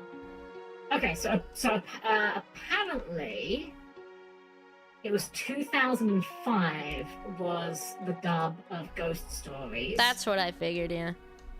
And apparently Yu-Gi-Oh! Abridged had its first episode in July 2006, so maybe. Guys! Maybe. I know stuff. That's so freaking bonkers. Imagine that. Like the original series has some wild dub moments. One of my favorite ones is from the second series, Yu-Gi-Oh! GX. Mm-hmm. For whatever reason, they just decided that a lot of the dubs in that series were just going to be people doing like bad impressions of people. Like there's of like existing people, or like yes, yeah. So like there's a character in it called Don Zalug. The character's dub is just someone doing a Christopher Walken impression for the entire episode. It's kind of amazing. Oh my god. No, what an icon. The actual best one though is there's a monster in it called Amber Mammoth. It's literally just like a giant mammoth monster, right? For sure. And for some reason it talks, sure, why not? And for some reason, this mammoth, who by the way, is also the voice actor of Goku, for some reason, they decided that the voice direction for this giant mammoth monster is just an Arnold Schwarzenegger impression. That's like really funny. There's a part where they order it to attack, and it does the Arnold noise. You know the one, which is like da la la la. It's the kind of thing where if you stumbled upon this by accident, you would not think it was real. But no, they just signed off on this shit. They did That's not care. amazing. It's so good. That's fucking hilarious, actually. Oh my goodness. I've just been... I wish they'd have a bit more fun with it these days. Yeah. I miss abridged series stuff. Yeah. That was so much fun. Which technically is still ongoing. It's just that the guy who makes it only puts out episodes like very, very rarely. Like I think there was like a year and a half between the last 2 episodes. Aw, man. So it's like, it's kind of just basically done. It's the kind of thing where it's like, you don't expect a new episode, but like, when a new one pops up, you know, it's like, oh, hey, I'll watch this, you know. I That's believe he had valid, like yeah. a lot of like health issues going on, unfortunately. So, Aw. yeah. Well, best of luck to him. Yeah. Holy shit, I'm almost done. What? Always needed a new actual anime to play. Yeah, that's the other issue. So Yu-Gi-Oh! Itself hasn't had like an actual anime for ages. Oh, yeah.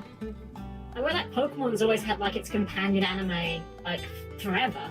Yu-Gi-Oh! Has had like multiple series, but the last actual Yu-Gi-Oh! Series we got it's based on a product they didn't release over here called Rush Duels, which was kind of like the intent behind it was that it was kind of a reboot of Yu-Gi-Oh! That was meant to be easier to understand and play because modern Yu-Gi-Oh! Is very complicated. Oh, yeah. But it's a completely separate game. Like, the product does not exist in English apart from, like, I think one of the video games exists. And for some reason, they localized the anime, even though you can't play the game that the anime is itself based off of. That's so I have no idea weird. why. That makes 0 sense. There's an abridged Blackrock shooter. That's cool. I can believe it. They abridged everything back in the day. Yeah. For the silly There's a goofies. I miss back when things were silly goofy. Back when we weren't trying to make money off of literally everything. Exactly. There is one, it never got finished, but I quite enjoyed, was, it was literally called Danganronpa Abridged Thing. That's what Hell they called yeah! it. It never finished, unfortunately, but that was pretty good. I quite enjoyed that one. Did you hear about the... Are you into Danganronpa? Funny enough, yeah, I kind of got, like, really back into it, like, about a year or 2 ago. Have you heard of the, SDR2 re-release? I've heard of it. Funny enough, like, DR2 is, like, the only one I've not played or watched. Really? You haven't Yeah, seen, you haven't seen, like, the anime? The End of I've Hope's seen Peak? the animes. So I did it in the order of... So you know, like, what happens. Yeah, I kind of know what happens, yeah. So I did Danganronpa 1, I did V3, and then I went and watched Danganronpa 3. Yeah. Danganronpa 3 is my least favorite by a very wide margin. I do not particularly enjoy it.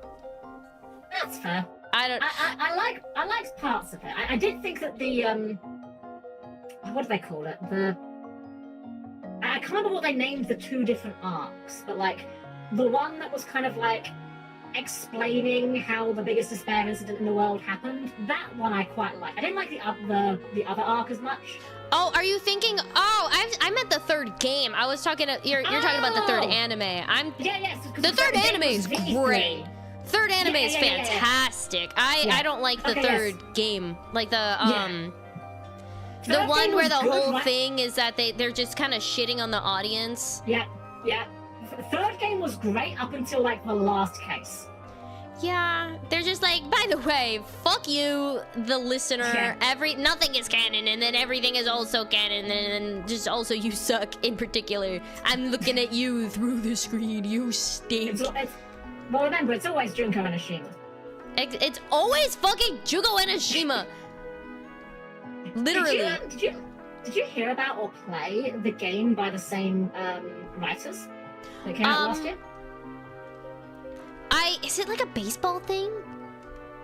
No. So it's called 100 Line Last Defense Academy. I've heard of it. I've not played it. I really want to though. I wasn't sure if it was any good. It's pretty good actually. It's pretty good, but I will warn you of this. It's a bit of a project because unlike like your standard Danganronpa, there's a lot of branching paths to go down. Yeah. And it also has like a sort of strategy game gameplay to it. It's not tremendously difficult. It's actually quite easy, I feel, but that is also something that might not be everyone's cup of tea. But I really enjoyed it for my... I didn't finish, like, everything in it. I got to, like, the halfway point, which is, like, the first time the credits rolls. It's complicated. Yeah. But I enjoyed the characters. I enjoyed the vibes. It was quite good. Do you have to, like... Is there, like, a lot of backtracking and stuff? So, yes and no. So, like, there's lots of different branching paths, and the game does kind of low-key expect you to go through all of them eventually. But you can jump to any point on the timeline where you would make a decision, so you can choose the other path. And see, that's helpful. I like that. Yeah, and any scenes that you've already seen, you can just, like, fast forward or skip through. Yeah, so that's fair. It looks worse than it is, but it is still an awful lot of content. Yeah, that sounds like a lot. The abridged of the BRS OVA, what is Black Rock Shooter, is on the Wayback Machine. The second episode's name was called Lesbian Basketball. What? A bunch of icons. That's amazing.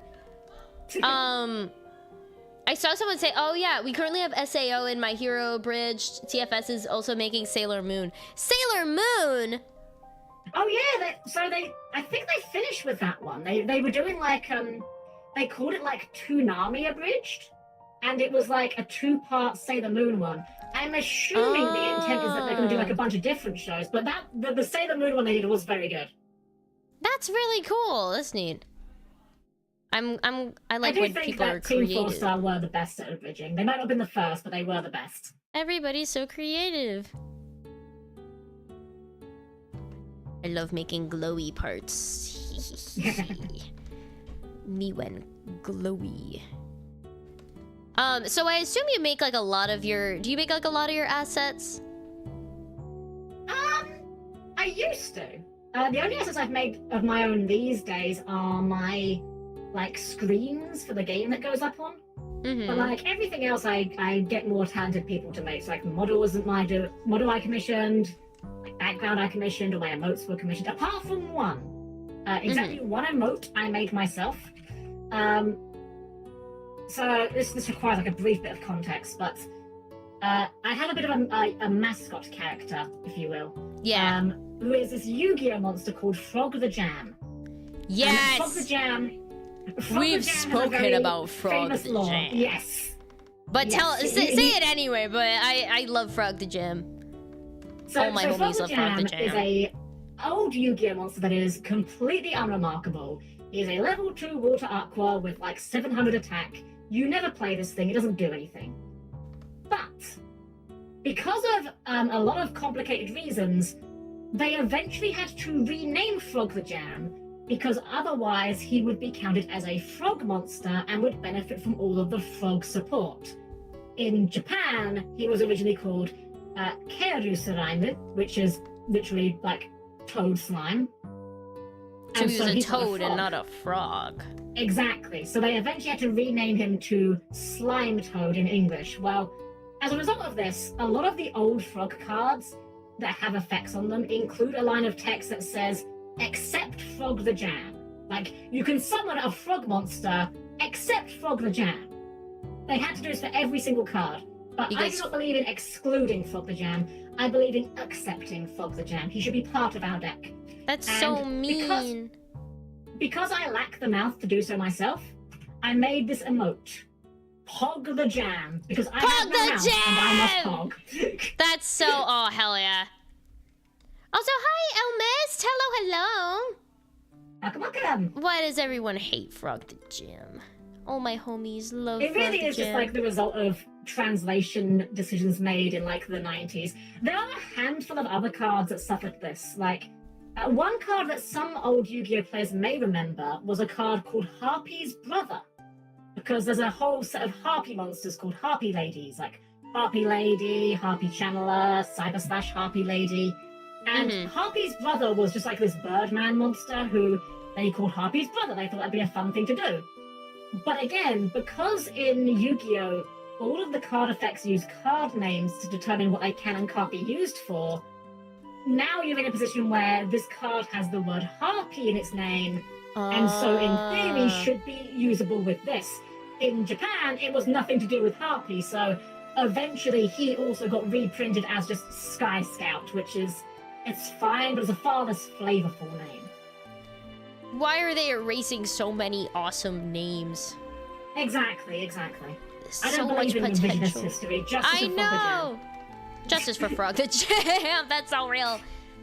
Lizard. That's actually Lizard. part of why my favorite deck is my favorite deck. Because I mentioned earlier the Sprite deck, how it all works with like level 2 monsters. Well, Frog the Jam is a level 2 monster. So he may not work with the frogs, but he sure works with the sprites. Yay! He gets to do something. That's awesome. Yeah. It's really fun when you manage to find like a way to just hit your opponent for like 1 billion damage with this stupid little vanilla monster that doesn't do anything. It's about the principle of the matter. The fact that you're able to do it is part of the fun. Exactly. I actually took it to a local tournament back when the game shop near me still played Yu-Gi-Oh! Events. Unfortunately, it's all like Pokemon these days. Ew. But I actually brought that deck to the tournament. Didn't do amazingly. I placed like, I don't know, I was like middle of the pack, like 7th out of 14 or something. But it didn't matter. I had a good laugh because I won at least one game in every round. Yeah. And I made a point of going out of my way to make sure the killing blow was done with Frog the Jam. I may have lost the duel, but they have to suffer the emotional damage of knowing they lost a duel to Frog the Jam. That's so real. What an icon. You're awesome for that. I am actually just about done. Ooh. If you'd like to take a whittle look-see. Ooh, it's looking so good. Thank you. I still have like the little stickers and stuff, but I typically do that off stream. Just because it's a whittle tedious. But do you have a I forgot to ask this after I asked Sane's question, but it is your turn to ask a question of our next guest, who will be coming on the 22nd. Question for the next guest. Think of something silly or something sensible. See, that's the dilemma everybody has. Yes. You know what? We're gonna go. We'll go for a dig deep here. Also, text it to me before I forget. You know what? Yeah, I'll type it out. I'll type it out to you and then I'll read it. Well, Okay. I'll mute myself because my keyboard is really loud. No, for sure. I actually got a new keyboard recently because mine absolutely crapped out. I don't know what the hell happened. It was just dead, and it has the creamiest switches that are just so beautiful. Thank you so much for the follow. Thank you. I've been really digging coloring line art lately too. It's been awesome.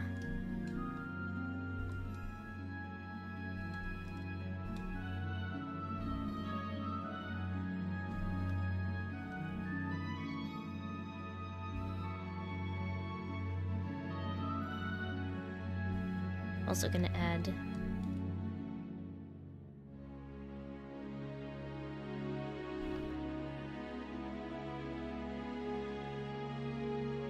try to emphasize the Alright, there we go. So the question is, yes, if you could summon any waifu or husbando from any series with the knowledge that they have no idea who you are, and as such you're working from the ground up to impress them, who would it be and why?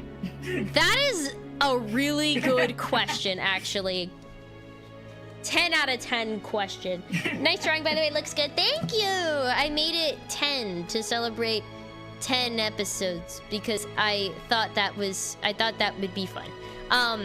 Because fun fact, for the first couple episodes, I accidentally made it so that like me and like the person were like doing the number, or like holding up the number of the episode. Like, yeah.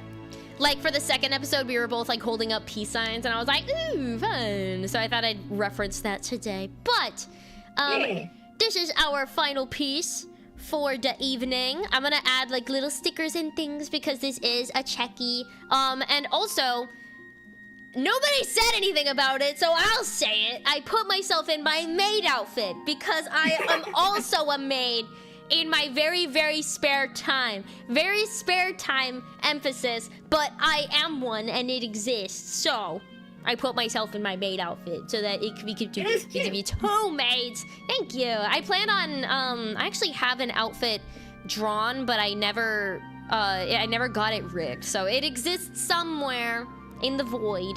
Don't worry, I noticed. Thank you. Thank you. Ooh, cyber/harpy lady. She may want to eat me, but that's a risk I'm willing to take. That's so real. Knowing Zordon, that answer is not at all surprising. That's exactly the answer I would expect from Zordon. See, I wouldn't pick not a waifu or husbando, but just like a character in general.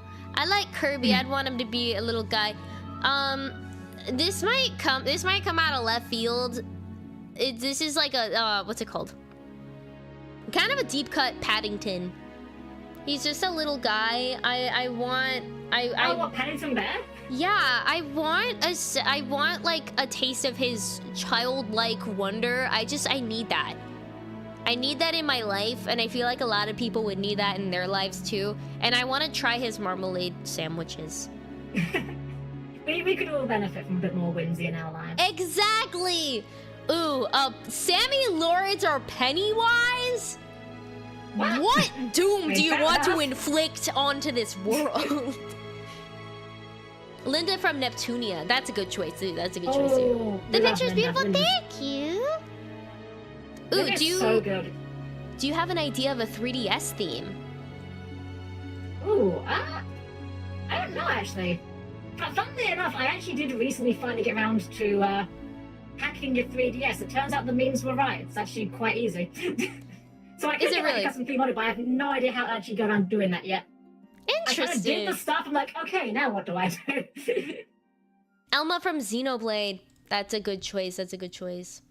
Also, if you would like to send me someone who you would like to raid, so we can get to know someone from your community, from your circle. Well, there's not a lot of folks I know online to raid, but I know we both know Sane is on. Yes! Oh my god. Yeah. I just raided her the other day, but I'm okay with that. That's what makes it truly a surprise. Yeah. That's so real. And also, she was our previous guest, so I think that it makes a good amount of sense. Yeah. But yeah, thank you so much for the dialogue. I appreciate it. No, thank you so much for inviting me. I've had a great time here. Of course. Doesn't expect the double tech. Turns out. Thank you. You survived. Yeah, you officially survived. The Polaroid said so. If you guys would like to check out my socials, those are right here. If you'd like to check out Helm's socials, please check them out. Please, please, please. Once again, thank you so much for being here. I really appreciate it. Thank you for yapping. You've been an amazing time. I will be posting this tomorrow onto my Twitter. I'll be looking forward to seeing it. Yeah. What if you bring back Con for episode 100? I feel like for episode 100, I would, like, invite as many people as I could and do, like, one massive just chat, I think. Do you like one of those ones where it's like, how well can I draw each VTuber in like 5 minutes or something? Like speed doodles. Oh my god. No, I just did a whole series of speed doodles. I did it like once a week for 3 weeks. That's what I would do. I would have like, you know that one of those bases where it has like 100 people in it? I would do that and it would just have all of them. That would be amazing. To have like that, to be in touch with 100 people that I would be able to like interview. First of all, bonkers, amazing. But, you know, but yeah, those of you who are new or like coming in from Helm's community or anything like that, thank you so much for taking a chance on me. I appreciate it. If you are returning, thank you for sticking around. It means a lot. Yeah. Bring back 100 people. That's what I'm saying. Bringing back all 100 people. Our next stream, this week's schedule is gonna be weird, so stay up to date on my Twitter and my Discord if you would like to join the Discord. Helm, do you have any parting words for us? Any final words of wisdom? Wisdom. I'm not very good at being smart, so I don't know if I can do wisdom. Valid. But I hope you have a wonderful rest of your evening, and thank you all for joining us tonight. It's been a pleasure to be here. Yeah! Very well said. Well met. Take care of yourselves. Go to bed if it's late for you because it is late for us. And we will see you when Don't we see walk ya. in front of a train. Bye-bye.